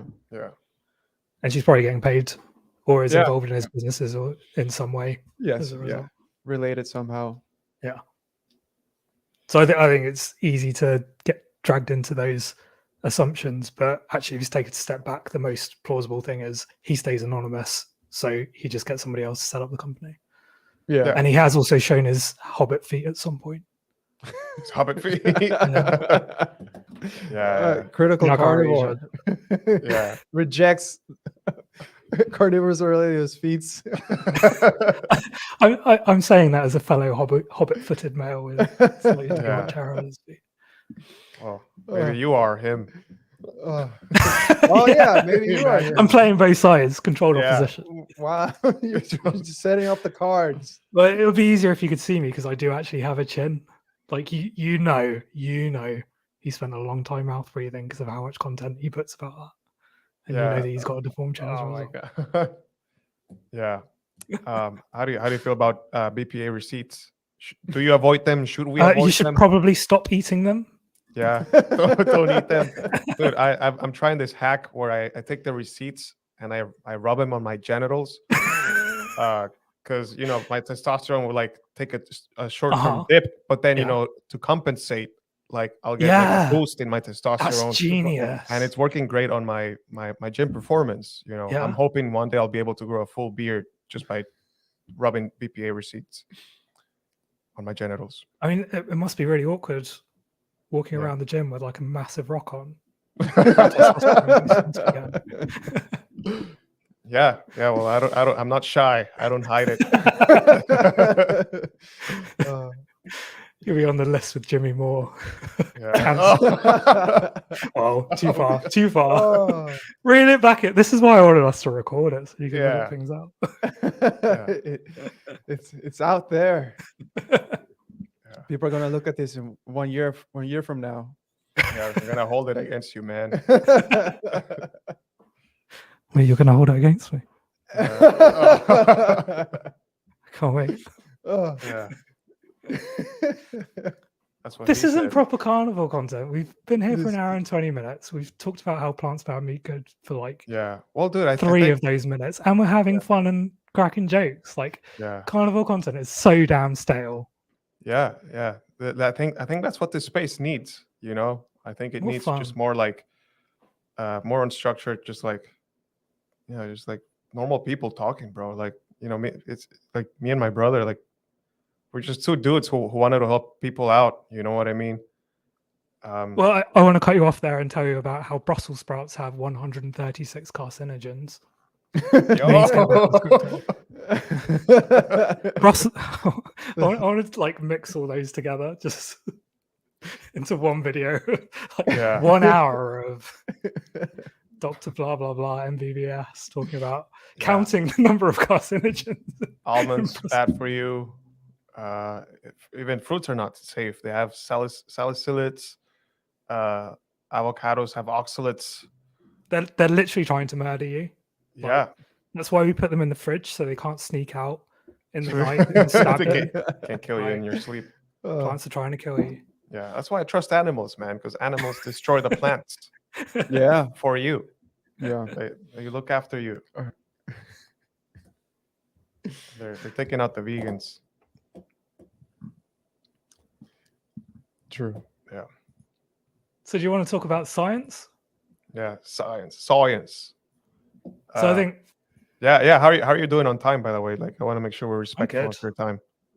I mean we're probably going to start losing people at the hour 30 mark. Yeah. Well, if you're still watching, let us know where you're watching from. Yeah. So one of your biggest criticisms that you always share on Instagram is the fact that most nutrition studies, if not all, are useless or BS or junk. How would you frame that? How would you characterize that? So there's a quote from the statistician George E.P. Box, and he's talking about statistical models, and he says all models are wrong, some are useful, and the same goes for studies. And if you look at things from the science perspective, you take physics, right? 200 years ago, we didn't have a very good understanding of physics. 200 years later, we're pretty close to being able to harness the power of the sun, which is pretty crazy. Whereas in nutrition science, quotation marks, it's just got everyone fatter and sicker and worse off. And we've got terrible guidelines that clearly aren't serving anyone. And it's because when those approaches, those very scientific, rigorous, statistical approaches start to break apart once you start to introduce a huge amount of variance. And that's what we have in between people. Like between the three of us, we probably have to eat in completely different ways. We probably have completely different needs. We'll definitely have completely different lifestyles in terms of activity and opportunity to get to the gym and things like that. Like all of these factors all add up to certain output variables, like how much you weigh, how much muscle you have, how much you can lift. But by reducing it to a bunch of chemical reactions and then trying to constructively put that all together into a model of a human being and trying to say, well, if you do this, then that will happen from the molecular level up, just doesn't work, because there are so many processes, so many factors, so many things that are going on in the human body that you can't predict it based on that. There's too much complexity. And because of that, I think people mostly come at nutrition science from the wrong direction. They're coming at it from that bottom up individual, like comparing groups of people, all of whom will be hugely different. So if you imagine the stretch of those groups, it's going to be really wide, and you'll take a random sample of some of them and then split them up based on that random sampling, but you're just still going to have that huge stretch. So any results that you get will be based on the average differences in those two groups for whatever intervention it is, whether it's like fasting or keto or whatever. And because of that, you're just introducing tons of noise. And it's not like a lot of other areas of statistics where a bigger sample size is better, because a bigger sample size will just mean more noise. So it becomes really difficult to do all those studies and find useful insights from them. And I think that's where I see nutrition as a soft science. And I need to tighten up my arguments about this, and I'll have a blog post at some point in the future about it. But big handfuls, you have to look at things holistically. And it goes back to what I was saying about how, like, you only have a certain number of things you can control, particularly when it comes to what you eat if you're carnivore. So it's like, do you eat more eggs, less eggs? Do you eat fewer eggs? Or do you eat more beef, less beef, more pork, less pork? Like all of those things, like it's actually quite tightly bound as a problem set. So obsessing about all this stuff just isn't very helpful. You need to focus on these big principles. And I believe that's the same for nutrition, is that it doesn't focus on those big principles and work things down because it doesn't get seen as being a hard science in that case. And then if it's not a hard science, why are you spending billions of pounds on all these universities and research institutes and all these things for nutrition? Like, it's just become its own cottage industry that's self-supporting. BioLane being another example. He's like one of those guys who's like, I know everything about nutrition because I've got loads of PhDs. And then he says things that don't really make a lot of sense sometimes. And he also fairly bashes carnivore a lot of the time with a lot of the really poor carnivore messaging. And he's always ready to jump on that, which is, again, is why I think a lot of the influencers are doing carnivore a disservice. But absolutely, to go back to my point, nutrition is a soft science.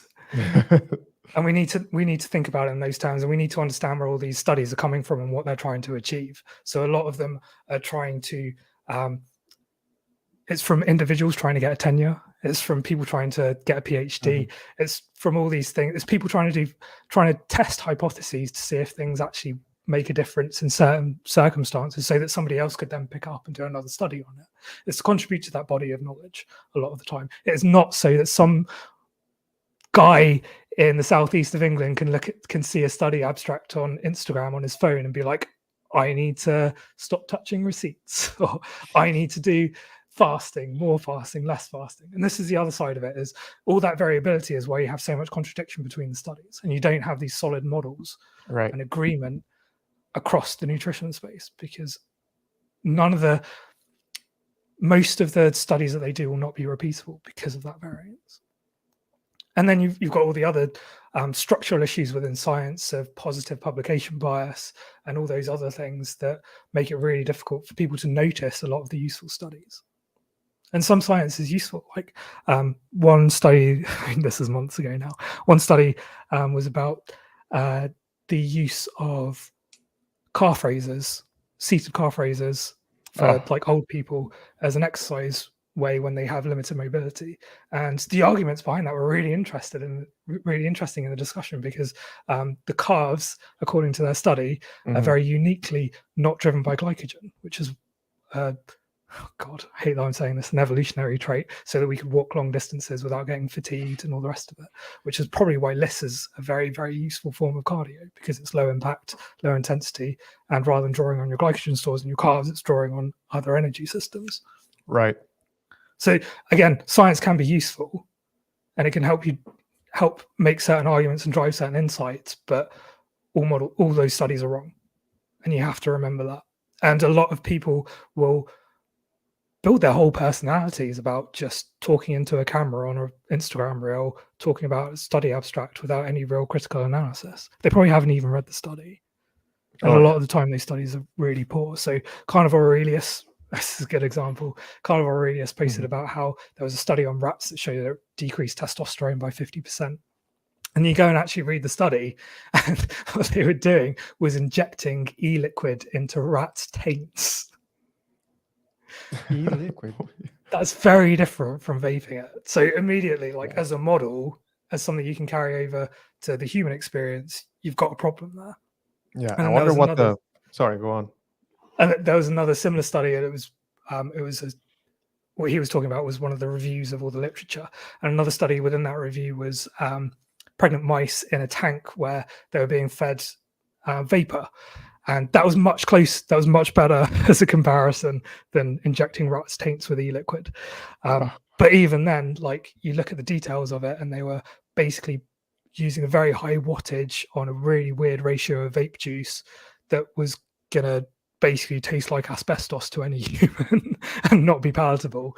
Right. Like, all the stuff was really weird, and it doesn't really reflect reality. And you have to look for that in those studies, like how much of this really reflects reality and how much of it is controlled. That was a bit of a tangent. Apologize. Yeah. No, it's good. I wonder what the background justification was for the scientists injecting vape juice into the rat. So before I knew that we were going to talk, well, of course I knew I was going to talk about this. I have the control of what I was going to talk about. But I wanted to bring this up, but I actually looked up the YouTube videos of how they do it, and they basically just lie her out on its back and shove a needle inside its stomach and inject into its abdominal cavity. It's like really quite messed up. that is But very just messed up. why? Like, Yeah. okay, that's Like, we haven't really learned very much from that.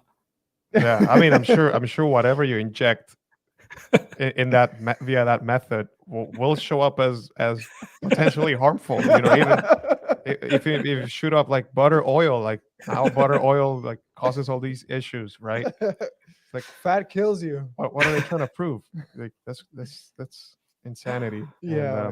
And there's an important, useful point there for carnivore, is that a lot of people are super scared of seed oils, and like, you see somebody eat like the smallest amount and you're like, oh my god, that has seed oils in it, you're going to die. And it's like, well, no, the dose makes the poison, and how you take it makes the poison. And I eat pre-made burgers as part of my prep meals that have a tiny bit of rapeseed oil in them, and I'm fine. There's another brand that I can get from another supermarket that has more seed oils in it, and that's not fine. Like, you have to be realistic about what's actually causing you harm, and that's one of the important sides of like reaching a useful baseline, so that you can understand where those differences are and where you can make those compromises and what actually hurts you, rather than just saying, because seed oils are all inherently 100% bad, if I even look at a bottle of Crisco, I'm going to die of a heart attack from the oxidization. Yeah. No, you have to be very sensible about this. Yeah. And then taking that, that seed oil, that extreme stance against seed oils, to becoming an extreme stance against all linoleic acid. And then suddenly, like, you Pork can't. is bad. Yeah, pork is bad. You can't eat chicken. Chicken is poison. You can't eat conventional beef, because even though it's a very poor source of polyunsaturated fatty acids, you should still avoid it because the omega-6 content is higher. And this is the problem. fed. Like, everything is a trade-off. Like, there is no perfect food. It's all about the least worst. Yeah. And all of these people refusing to acknowledge there is a trade-off to everything, because the ones that are just fear-mongering off the back of it. And on pork as well, this was the part of the story on my needle juice injury, because it was an issue caused by lactic acid buildup, however the hell that worked. B1 from pork was how I fixed it. And I raised this in a group call a while ago when I was still getting involved in those, and there was a very prominent carnivore influencer behind one of these groups, and he was like, oh, well, I didn't know that there was anything good in pork. I was like, how did you find that out? I was like, I just Googled it. Yeah. Basic understanding of science, and Googled it. Richest Like, source of that's what I did. thiamine. Yeah. And thiamine was what I needed to clear that lactic acid. And once I started to add pork back, like, all my chest pains went away and I was fine. Yeah. So all your issues will be solved by pork. Got it. Yeah. Everyone needs to eat a whole pig every single day. Yeah. That's what people will take away from it. And Yeah, no, I love pork, and I'm a big defender for pork. All animals. Yeah, all animal foods, really. I think the more the merrier.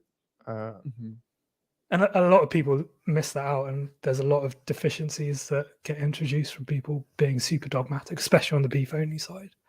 Yeah. I think there are arguments for people with very severe autoimmune issues, noting that it's probably SARS, to restrict down that far, but not everyone needs to do it, and it's not going to give you optimal health by a long shot. Lily Kane did a good overview of her experiences with it, where she was told by that particular doctor that she should be optimal and she should carnivore harder, carnivore her hardest, and it didn't really move the needle for her. Yeah. Well, is that how she came around to the term hyper carnivore, and that meaning, not actually like super carnivore, like That's it's a actually whole the different opposite. issue. But it's a good example of like her finding the least worst diet. Like carnivoring harder was not the least worst diet for her. It introduced more issues. Yeah. So What she, was she trying for to her, do? for her activity levels and her metabolism and her issues, like she needed to scale back a bit, and that's fine. Like we shouldn't judge people for that or hate them for trying to be healthier just because their way of being healthier is different from yours. Yeah. So long as they're honest, right? Exactly. Yeah, and not like it was a deficit of carbs. Or, yeah, I'm not sure what issues she was trying to solve. But Well, that's a bit awkward because it was dandruff, and her conclusion was that it was the carnivore crisps that were causing the chicken skin ones. Oh, I thought it was the eggs. Interesting. I thought she said it was the eggs. Yeah, there was a few things. Yeah. Huh. Yeah, I think Kept I heard. changing. Though. Oh yeah, okay, yeah. Kept changing. We'll have to catch up on that. Yeah. Last I heard it was the eggs. Yeah, I'm not caught up. Yeah. I I'm not mean, caught up. Yeah, on that the- was on the another data. summary video. Yeah. Oh, Yeah. We're actually doing like 20 eggs a day right now. yeah. It's Each or between you. each. Yeah. Nice. We want to go up higher. Scale up to 30. Yeah, it's fun. It's fun. Nice. I suggest you try it. How do you eat your eggs? Is it all fried? Pan fried, and Yeah. then sometimes raw if it's time Oh, efficient. Yeah, okay. sometimes. Yeah, like Slunk maybe, in. yeah, 10-20% of the eggs maybe. But God, I remember when I did that at uni. I was so Yeah. ahead of my time. yeah, no, actually, I'll cook like 7 eggs. Leave the yolk really really soft, but just make sure like the whites are Mm. at least moderately cooked. Uh-huh. I'll throw that in like a bowl of ground beef, and then I'll throw like maybe like 2 extra raw eggs in the mix, and it just makes like this saucy like ground beef with the eggs, with like the cooked eggs and the raw Uh-huh. eggs. Like it's pretty good. Not gonna Yeah. lie. It's really pretty good. much what I do as well. Just Yeah, chuck some eggs in the ground beef. yeah. It's It's like nearly in the cookery. like a weird So easy. sauce. Yeah, or sometimes in broth. Sometimes in broth it's good. Can't do broth. Yeah, Oh really? Oh, Oh. that's bone. Yeah. bone yeah. broth. I guess you can do meat broth. What's Yeah, the if you point? if you get like a roast, throw it in like a pot. Oh yeah. Add some Yeah. water, and then you'll drink the water after it's done. Or I could cooking. just eat the meat. Sounds could like eating meat with extra steps. Yeah. Well, I mean, you can eat the meat with the broth, right? It's just Oh, a that's- different delivery method. Yeah. No, it's good. It's good. Yeah. Someone says Vince Gironda could never could never All the cook them. eggs. Or what? Yeah, but I think it's just something we're trying temporarily, right? It's not something we're gonna do year round. It's Yeah. just and No, you're doing think- this wrong. It is the way to solve everyone's carnivore problems. no, Doesn't no, that- I don't It'll think it's, regrow your limbs. Like you're not selling enough. You also need to sell egg supplements. I don't think it's yeah. If you Yeah. can't do 30 eggs a day, here's an egg capsule. Yeah. Yeah. A lot of people tell us like we might develop like an egg intolerance, and I'm Yeah. really curious to see if that happens. That So would be far, interesting. we've been good. I mean, we Yeah. did it last year. Yeah, we did it last year as It's well. not, Yeah. not the first time we're doing it. And you didn't have issues. No. No. If anything, maybe like if we go too heavy on the raw eggs, that'll definitely upset our digestion. Mm. Yeah. So weird. This is really weird how I found this out, but I was getting fed at work, and they were giving us these packed lunches, and everyone else was like getting their sandwiches and their crisps and their Pepsis, and I put in my dietary requirements, and on the first day I got like the tiniest bit of chicken and 4 hard-boiled eggs. Sorry, not even 4. It was two hard-boiled eggs. Yeah. So I complained and was like, "This isn't enough calories. Here's a calorie comparison of what everyone else is getting versus me," and they sorted it out. But for that week, I was eating a ton of hard-boiled eggs, and I found that it really like slowed things down for me. So now, if ever I have issues, I just hard boil some eggs, and done. Mm, It's a really weird thing. interesting. But if I have like scrambled eggs or slutty eggs, then like I'll quite often get issues from that. Slutty eggs. Yeah. Yeah. Yeah. It'll slow things down, like It'll prevent the runs. Hmm. like number 2. Yeah. Okay. I was yeah. actually having struggles the opposite direction, which I'd never really had on carnivore. And it was really surprising. Mm. Hmm. Yeah, we should probably like interesting. Start off the day with a hard-boiled eggs. If you're having problems. One hard boiled egg to every raw egg. That should be Yeah. A 1-to-1 ratio, maybe a 2-to-1. You might need to go Experiment. 70-30 or something like that. Yeah. Just to make it as awkward and difficult as possible. Because like the more suffering you impose on people for the management of it, the more bought into the thing they are, and the more of the placebo effect that will come through. So like I should just be your marketing manager, really. Yeah. Dude, for real. Why not? If we can get this to take off, quit our jobs, Yeah. tell people to just eat meat. Yeah. Tell people eat meat. Like they must be so miserable, like constantly going on the same podcasts, back scratching the same people, talking about exactly the same things. Yeah, that's the Like- thing, right? Like after a while, you start to see like the same people on like new podcasts, but it's always like the same spiel, like Yeah. the same. It's like they're reading from a script like every single time. 136 carcinogens. And it's like, well, I'm not learning anything new after a certain point, and after a while, it just gets old, and then you kind of realize like, plants are not the destroyer of worlds. Like they're okay. Like for some people no, and that's cool. Yeah. So how do you? What does a day of eating look like for you? So like, a lot of have you stuff found your is- optimal diet? My least worst diet. Yeah, or like do you like change the way? So you said you were doing the where you cycle like high fat and then high protein. Yeah. So I have like a weekly template that I follow, and it works for me. And it's a mix of prepped foods for me to take into the office and home cooked food. So going forward, I'm hopefully going to be working from home 2 days a week, which I haven't been doing this so far this year. So everything's been prepped this year. But at the weekend, I will cook up some burgers wrapped in bacon, some pre-made burgers, which have a bit of seed oils in.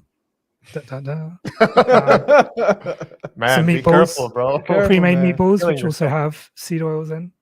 So I'll do two each of those for 4 We gotta meals. cut this off. And then some sausages that have a little bit of carbs in them. Yeah, a little That'll bit be of my sugar. Wednesday. That'll be my fat spike. And then on Saturday and Sunday, I'll usually have ground beef with some eggs and some butter. And Sunday I'll have pork belly almost without fail. Oh man, pork. We Pork haven't had belly. pork belly. Those are my in so two long. high fat days, is mostly from when I start to have pork. Yeah. So it's 2 high fat days and Yeah, and I've also completely forgotten the fact that quite often I will refeed as well. So when I'm prepping meals and stuff, I don't know what a given week is going to look like. I don't know if I'm going to be on my feet all the time or sat at my desk all the time. It's really unknown to me. So it's really difficult for me to make sure that I eat to satiety and eat when I'm hungry and blah blah blah. So I always know that I quite often undereat, and I actually use carbs as a supplement every Friday if I know that I haven't eaten enough, to be able to boost myself back up just as a refuel. Is this how you excuse a cheesecake? I've been under eating. I deserve it. I should supplement cheesecake. So the weird thing is, like when I first did it, because carnivore, one of the things carnivore got rid of was my lactose intolerance, and I always loved cheesecake, and I could finally have it again without like being violently ill. So I had a cheesecake, and it was when I was chronically under eating, and I was like, holy hell, I've had a cheesecake like 2 Fridays in a row. I've actually started to lose weight again because you had cheesecake. I had to. I've had quite a lot over the last year. Right, but like you mean like you had a whole cake? Oh yeah. Oh okay, yeah. Yeah, a whole one. On top of having enough protein and everything in the day. So wow. my standard Friday routine when I was trying to get back into things was it still is, quite frankly. I would go to McDonald's after going for my Tesco shop, go to McDonald's, pick up some triple cheeseburgers, go home, have the triple cheeseburgers, and then have a cheesecake later. And then, like, when I was doing that, I was just feeling so much better because I was getting enough food in. And again, because of my satiety limits, it's really difficult for me to do that in the first place with meat. And also because everything's prepped, it's just so bloody complicated to add like another meal into my routine, Right. to then spread out through the week. It's just easier for me and also cheaper to do that with carbs. Cheesecake being the least worst dessert to do it with. Yeah, because you feel like you're under eating, like Well, I know that I'm under eating, yeah. right, like throughout the week, just because Mm. you're busy, you're Yeah. active, you're doing things, Mhm. and then come Friday night, like you can eat till maybe past the point of satiety, but Mhm. feel good, like rewarded, and Yeah. it actually worked towards your weight goals. Mhm. That's crazy. Because it was kickstarting my metabolism again, because it was shutting down from doing that whole starvation mode thing, which everyone talks about, but nobody can really explain. But it's clearly a thing. Like, there's a hockey stick effect, right? Where if you're eating too little, you will stop losing weight quite so much. Yeah. And you'll stall out and you'll start to waste muscle and all the rest of it. Like, there is a point at which you're under eating and you'll stall out and stop losing body fat. Yeah. And it kind of gets you back out of that rut, that little dip. Be easier if you could see me waving my hands around right now. Yeah. And I think one of the bigger takeaways I've had from this whole carnivore. I've been carnivore for 2 years. He's been carnivore for like now almost 5. It's like a lot of people come to this because they want to lose weight, but they just end up trying to lose weight for like a whole year, sometimes even longer. And I'm just at this point, I'm convinced, like, that's a bad approach. People just trying to lose weight for too long, and I don't think appealing to our ancestors, or like I guess, or more natural ways of living, right? Like living seasonally meant, like, your weight would fluctuate, and you'd be prepared for winter, probably like put on some weight, and then in the summer you'd be more active, lose some weight. Harvest comes, you probably get access to like more fruits if you could access them, right? If you could outcompete animals, which I think is something that's not mentioned very often, right? Animals having a competitive advantage to access these foods, in nature. Yeah. But then the whole point is, like, your body fluctuates. Like your body goes through cycles of expansion and contraction, right? And a lot of people just fixate on the losing weight, but I'm trying to stay shredded year round. Yeah, trying to stay shredded year round, which is not healthy. It's not good, and I think you have to be okay with gaining some weight for some period of time, because that's when you really put on the muscle. Yeah. So bulking and cutting, like basically I just described bulking and cutting, and going through like a maintenance phase. I think just like being open-minded to that is a big part of the equation. Definitely. And I think the problem that's holding people back is insecurity for the most part. They're like, either they've got to a certain weight and they're like, okay, I'm happy here. The weight's starting to creep back in. I need to change something up, even though, like, nobody fucking cares whether you've got like an extra centimeter on your waistband or not. But they're so insecure about their current weight that they don't want to bulk up and build muscle that will then help them to lose that weight and look better at the end of it. Yeah. Because of that immediate insecurity.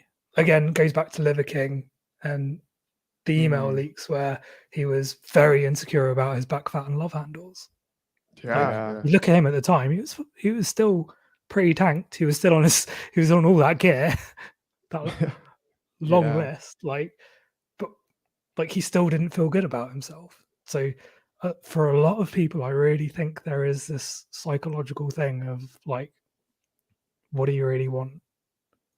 Do you really want to lose weight and be healthier, or do you just want to race to the bottom as quickly as possible so that you get a little bit more validation, or you get validated on social media for your before and after pics? Or before,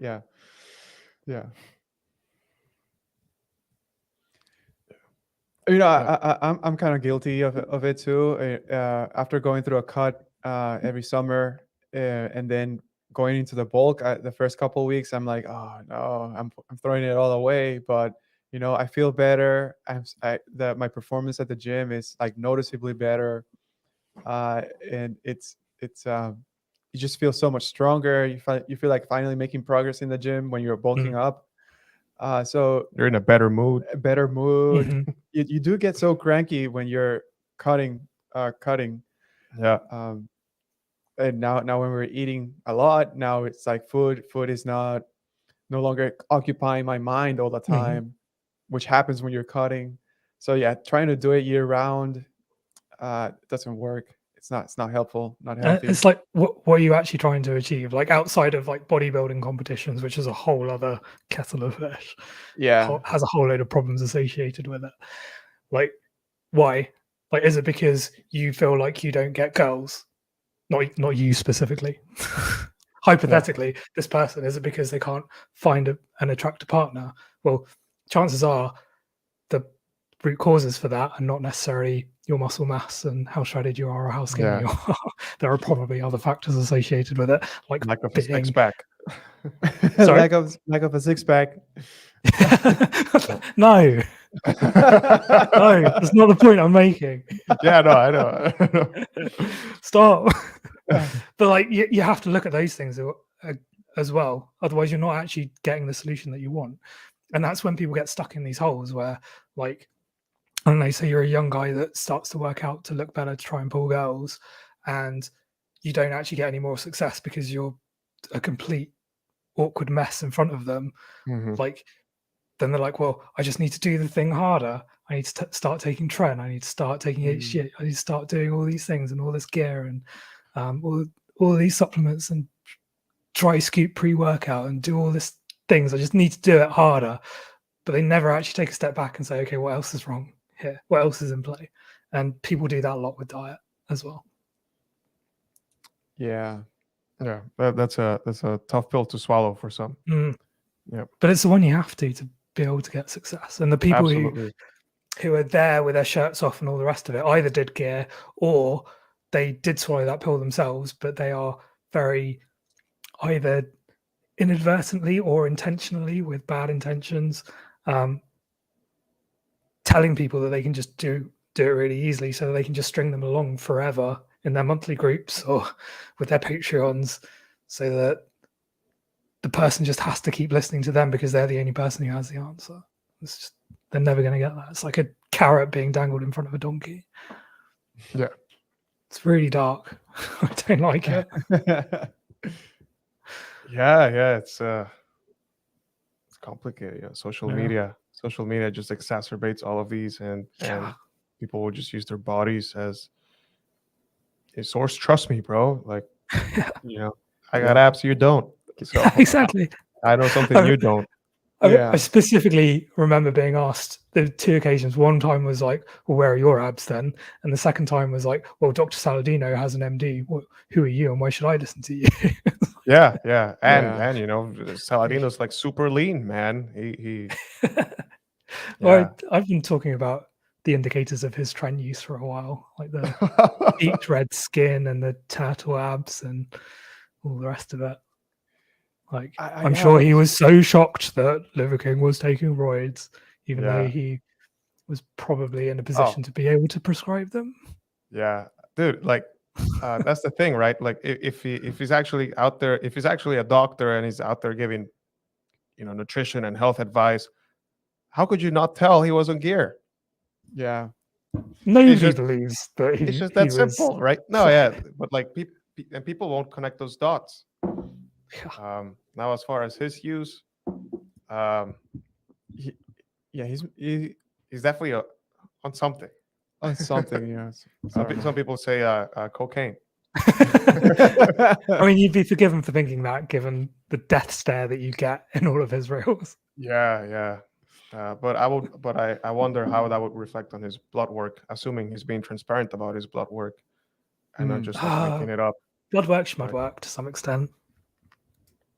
Like if you've got some unknown issues, like blood work can help you figure what those are.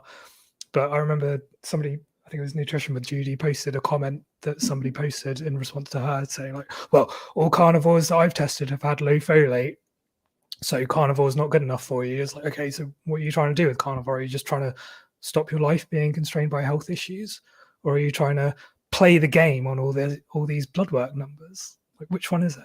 Probably not the latter. Yeah, I feel like once you start going into that And blood like, work and trying to optimize things there, like, and then Yeah. from some very superficial research on it, I couldn't figure out what low folate was bad for outside of pregnancy. And as far as I know, all pregnant women are encouraged to supplement with folate anyway, regardless of what diet they're on. Mm. So the thing that it apparently does is low folate causes your blood cells to be too big, which means that your mean corpuscular volume marker then becomes really high. And when I had my bloods done from when I had my needle juice injury, my MCV was like on the lower end. So clearly I'm not having issues with low folate. Hmm. And if I am, then what are they? Like, you eat lots of somebody eggs? tell me. I do. Yeah, good. Awesome. I do. Yeah. I didn't for a while, but I do. It's Yeah. the problem with prepping them and being in an office and having hard-boiled eggs. It's like become the least popular person there immediately. Oh yeah. Yeah, I mean, I just take a tub of 1 pound of ground beef, like in like the glass beaker. I don't know if Yeah. you've seen like the meal prep Yeah, video. yeah. Yeah, I've got the same.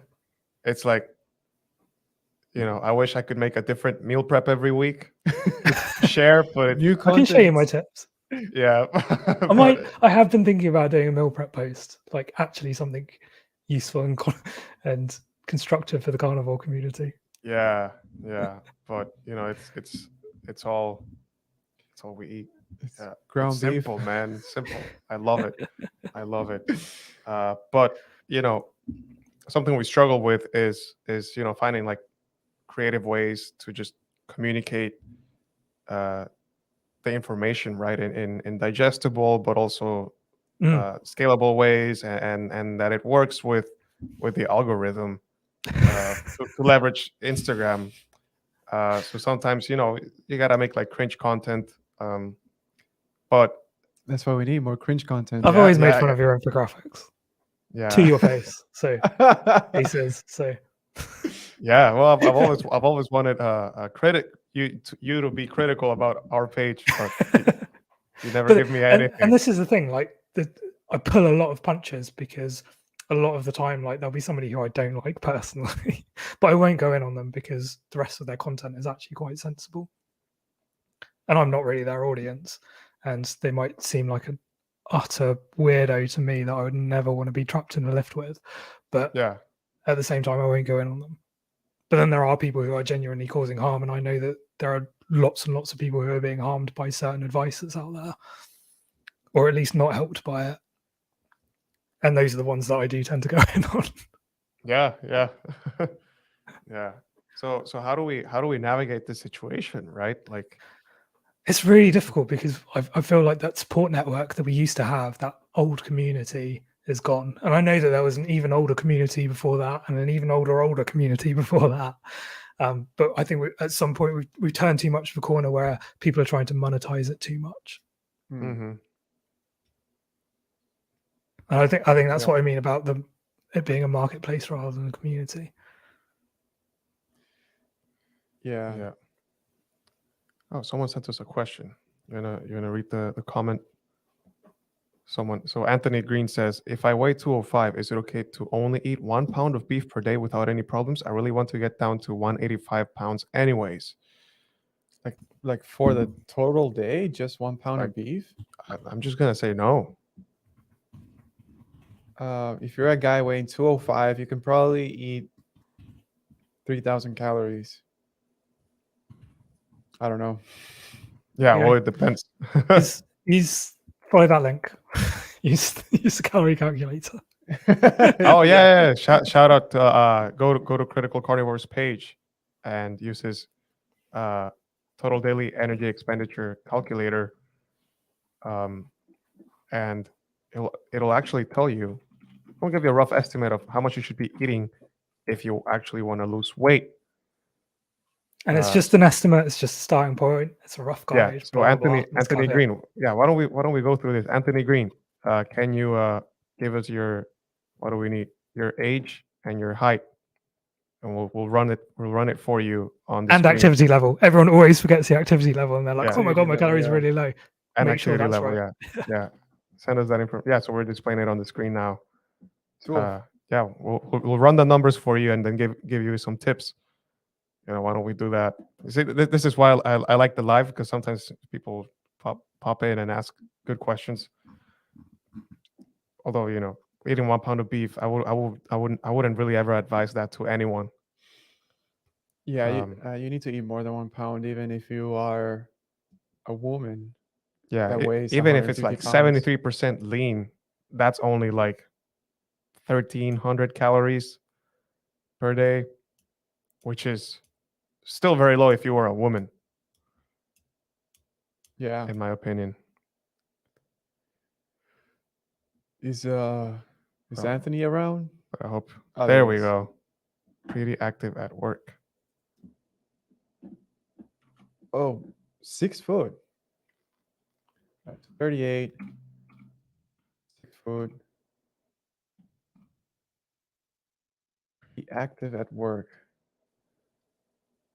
So Yeah, 1 pound is not enough. yeah, I'm gonna say moderately active. Yeah, moderate lifting says active at work, moderate lifting. I mean, yeah, we'll just do moderately active. Like it's Yes, that's your medium. yeah. Medium. So look at that. Yeah, almost 3,000 just for baseline is what the calorie calculator shoots out. And it also Yeah. depends on your muscle mass as well. Yeah. So that's the thing that doesn't get covered by BMI, and why people scoff at BMI, even though it can be quite a useful tool. Yeah. Sometimes. Your calculator told me I'm too fat. I'm sorry. It does say, it says there on the No, I screen. know. It says, yeah, it says. You may see this result if you're very muscular and lean. I've already Yeah. counted for it. Yeah, I am very muscular. I'm not that lean anymore. It's winter, Yeah. and I want some cheesecake now. Yeah. Yeah. I want some cheesecake too. Yeah, So man. cheesecake is probably the least worst like dessert for carnivores if you don't eat the base. Yeah, I mean, no wheat, right? Nope. So no If grains. you ignore the base, or if you're fine Yeah. with it, eat it. Like, It's very little. You can still make like your own crustless cheesecake. yeah. And then use the sweetener of your choice, right? So if you're eating, I assume you're eating like normal cheesecake, so sugar.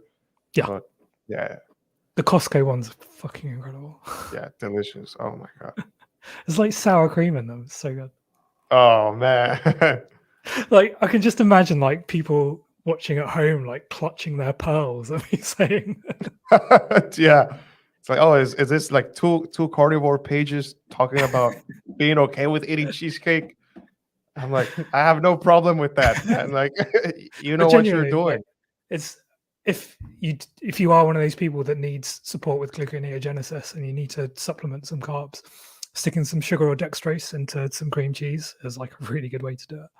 Yeah. And I'm not talking like what Paul Saladino eats with like 200 grams of carbs a day. I'm talking Man. like 30 grams of carbs, 30 to 60, like around that ballpark, just to get you back to normal. Yeah.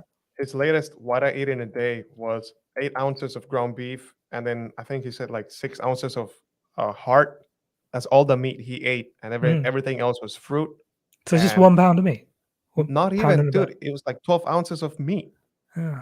half a pound of ground beef, and like 6 ounces of I think it's like 3 or 6 ounces of heart, and then of course like his capsules and lots of fruit. I think he added some butter, but like, I mean, it's going too far now. Where, you know, anytime we're critical of him on our page, like we just get so much pushback. But Yeah. honestly, it's getting to a point where like, I just think it's going too far, and maybe we need to take more extreme stances, right? Because Yeah.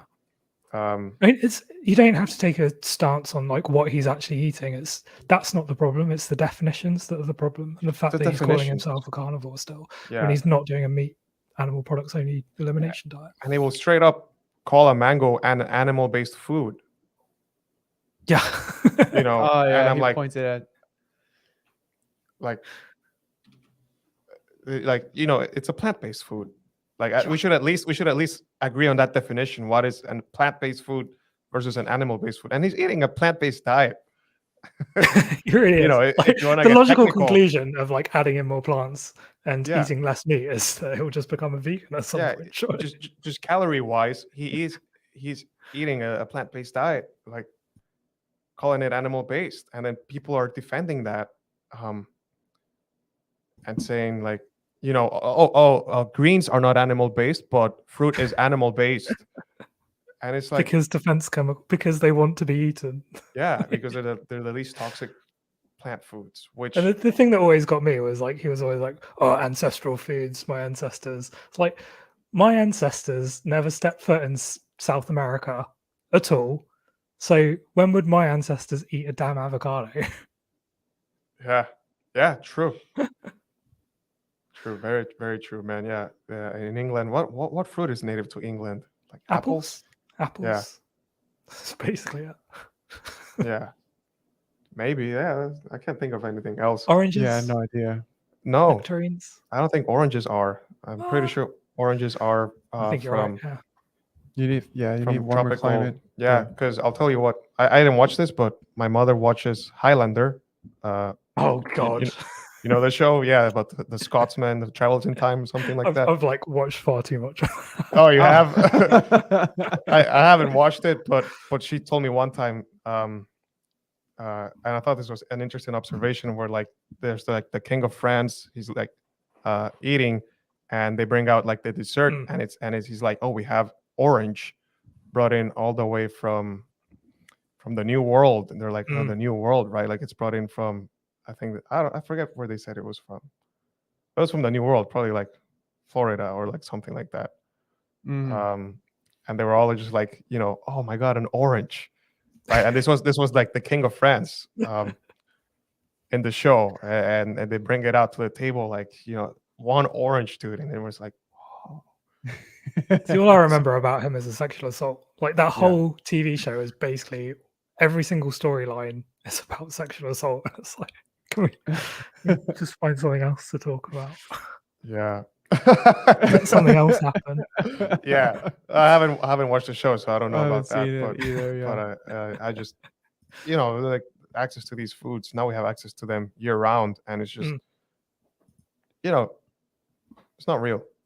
It's not real.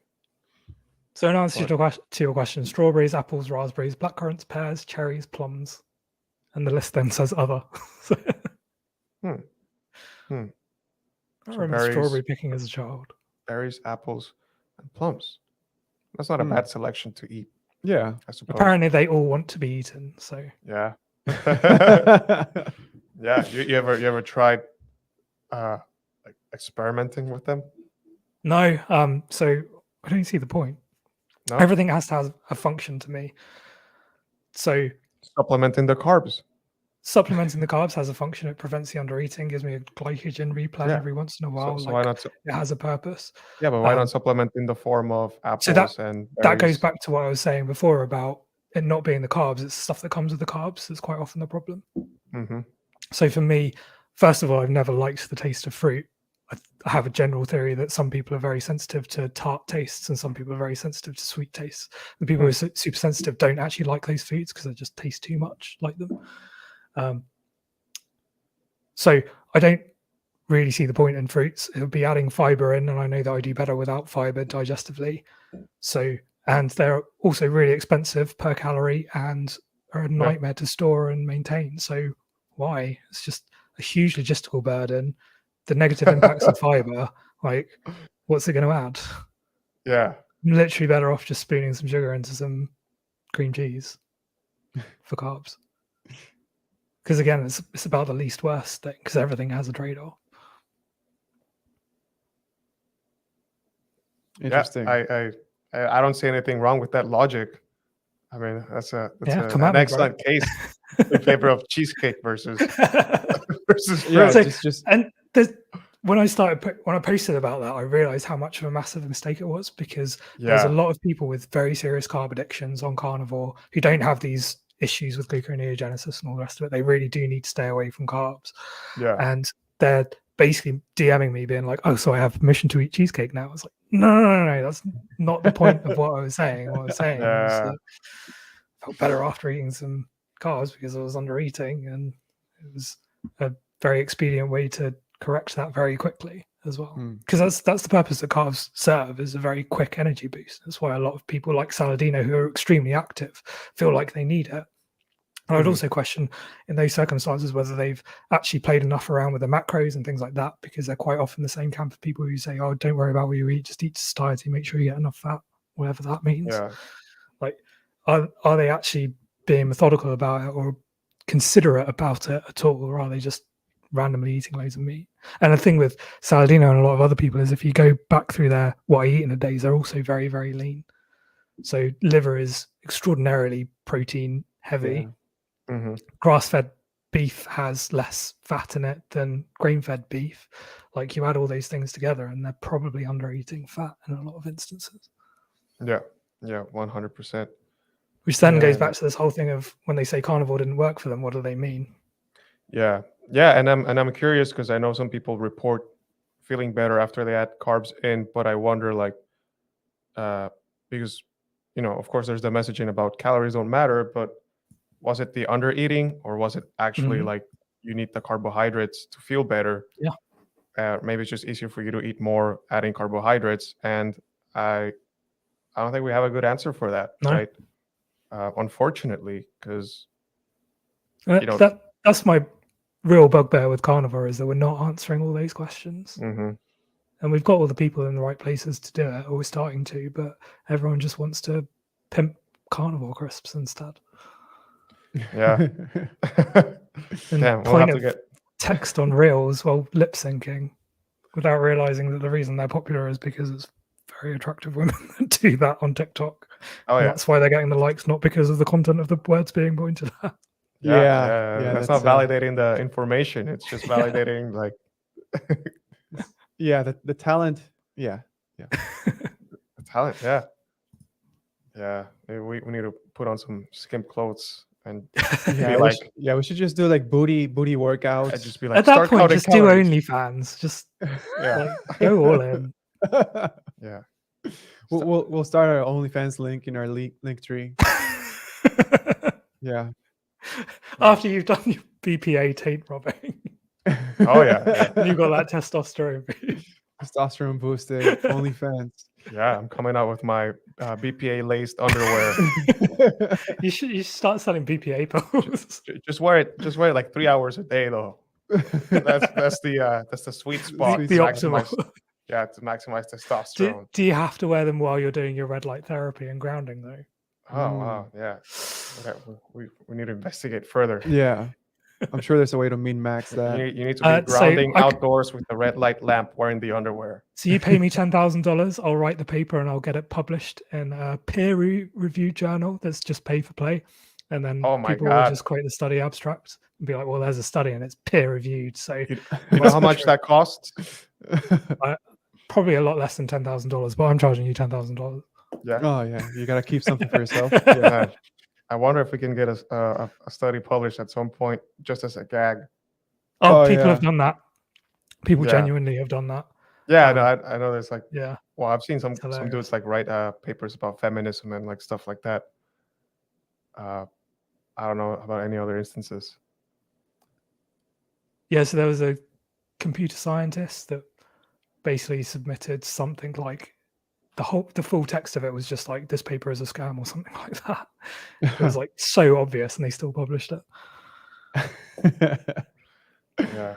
Wild. So you can't. The real thing with the science is you can't just trust it and take it at face value. You really have to question it and understand where it's coming from, what the context is, what the purpose of that research is. Yeah. Then ask the question of, does this actually apply to my life? Like how much of a gulf is there between what was done in the study and the people in that study and me and my life? Yeah.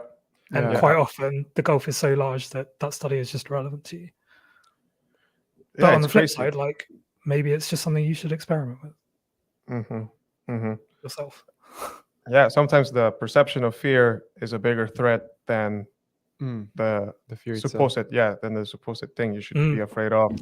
And I hate this trend about maximize your testosterone, do all these things. Yeah.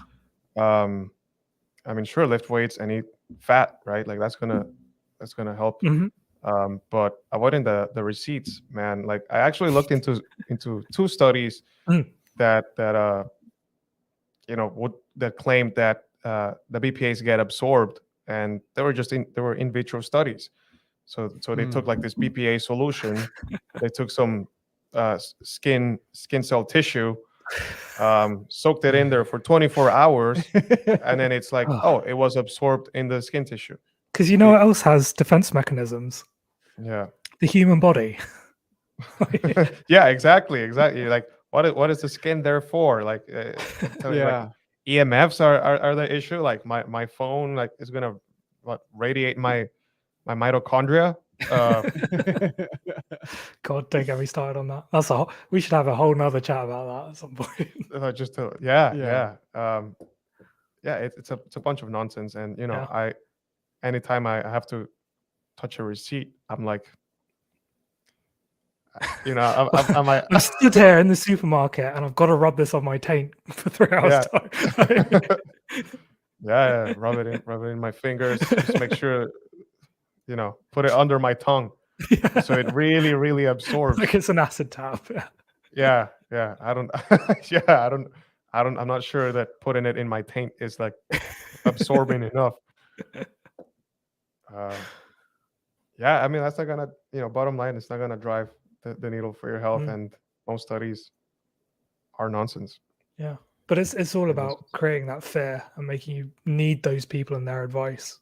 Yeah, because they frame themselves as having the answer. And again, it's that carrot on a stick. Yeah. It's sad. I miss the old carnivore community. Yeah, join our Discord. Yeah, I should do. I was thinking about it. Yeah, we'll have a room just for you. Critical carnivore. Yeah. Critiques. Yeah. Only if you invite MBBS. Oh my god. Yeah. So he blocks me, so I don't even know what's going on now. Dude, I invite him for an ambush. Yeah. I mean, we definitely plan on like using Discord more for like just like talking open-minded, like having open conversation. I want to dive into this the latest podcast by Paul Saladino with the Georgi Dinkov from the Repeat. I don't know him. No. It's 2 hours of just like Repeat, like back and forth, like ketosis and carnivore bad, sugar good is the next trend. And I have nothing against the carbs, but like if you're gonna warn against carnivore diets and warn against keto diets because it's stressful, I don't think that's true. I think there's other things that make it stressful, right? Like chronically undereating, eating too much liver. Yeah. Overdoing the liver, definitely. And it's just so funny, the three people who advocated for liver heavily messed up their health. Yeah. And this always happens with these influencers who are like, I know exactly the answer. Like they always swing to something else without really addressing like what the problem was. Yeah. Are you sharing the thing? Oh yeah, just showing the video. That you should give this a listen. We only made it like an hour in. Yeah, we made it this far before we were like, okay. You can tell that even Paul's flagging there. He's yes, he's like, oh, I'm loving this. Yeah, dude, he was excited. Is the other guy really boring? Is that what's happening? Yeah. I mean, just like, it becomes a lot of like mechanistic mumbo jumbo. So they're like, oh, like this biomarker, this factor, like okay. Pro tip, right? Click X on the chapters. Like close that. Oh, close this. Yeah. On the 3 dots, click that. Oh, this one. Yeah. Show transcript. Ah. And then you can skip through all the nonsense. Oh, I don't know. Which is going to be all the video if it's Paul Saladino and a Ray Peter, but yeah. Interesting. But this is something I hate about modernity, is how everything is like trapping you. I know that we're at 2 hours 20. So it's utterly ironic, but everything's about trapping you with watching video-based content rather than writing stuff, so that somebody with a degree of literacy can just skim read it and get the key points in a fraction of the time. Yeah, that's true. Can you download this? Yeah, I've got a script that pulls it from search terms. Oh, really? Oh yeah, you did Yeah. that. Yeah. So I'm doing yeah. some analysis on carnivore content, and there's a bit more to the project than I originally thought, because I need to like get the punctuation right and everything to do the analysis properly. But it's to test my hypotheses that everyone just talks about the same thing over and over and over, and to back that Wow. up with evidence based on carnivore videos. Wow. That's Interesting. gonna be very impressive. You know, you can take like the biggest accounts and Yeah. then see like which words are repeated the most, And or then like also, phrases, like sentences. I mean, that would be harder. and the ideal endpoint is I train an AI on their text, so one of those generative text AIs, so that I can create a bot based around that person's content. So you can take a given Oh my God. influencer, and I can generate a bunch of content in their style based on the things that they've said in their previous content. I have no idea what that means from a copyright standpoint, so I need to look into that. But I think it's just like one of those Brave New World things. We're not there yet. Yeah. And then just create a deep fake. Yeah. Then you can start using your face. Well, I just use a deep fake face. That's fine. I Yeah, need to yeah, just get a merge of like all the shirtless doctors. Yeah. Take an average of all of them. Yeah. Let's see. Wow, man. So it's getting to 1:30 a.m. now. So Yeah. Oh Yeah. God. Yeah. I forgot Yeah. it's like super late over there. Yeah. this But is just flown by. It was so much fun.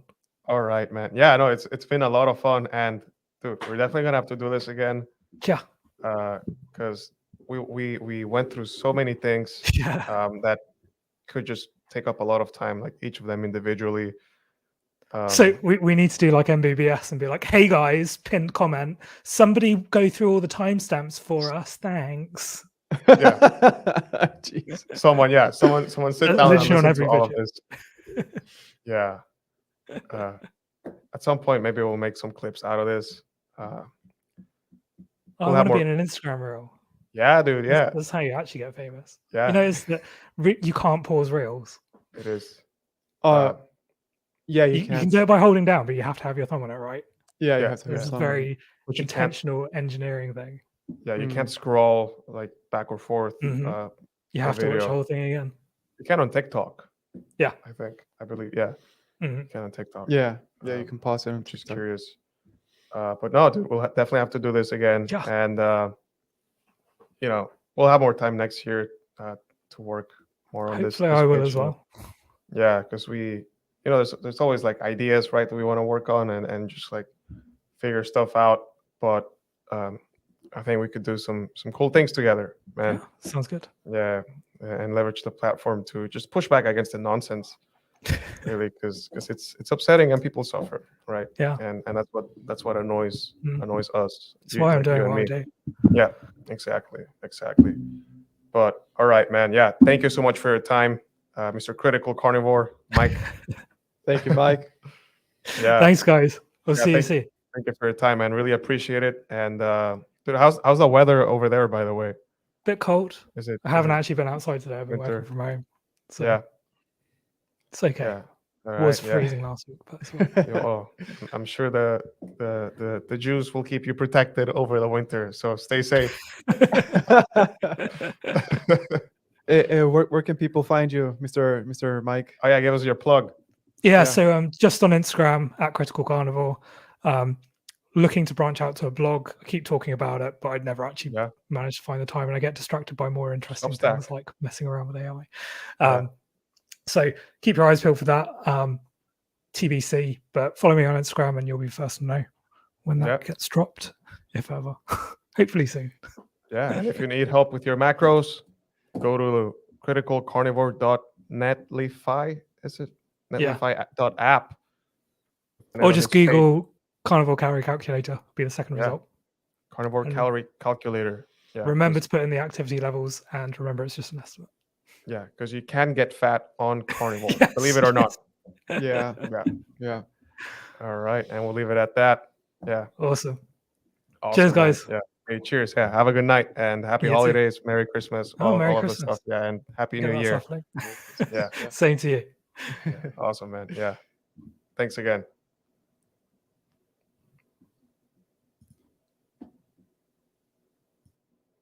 Let's see. Yeah. And broadcast. I'm still here.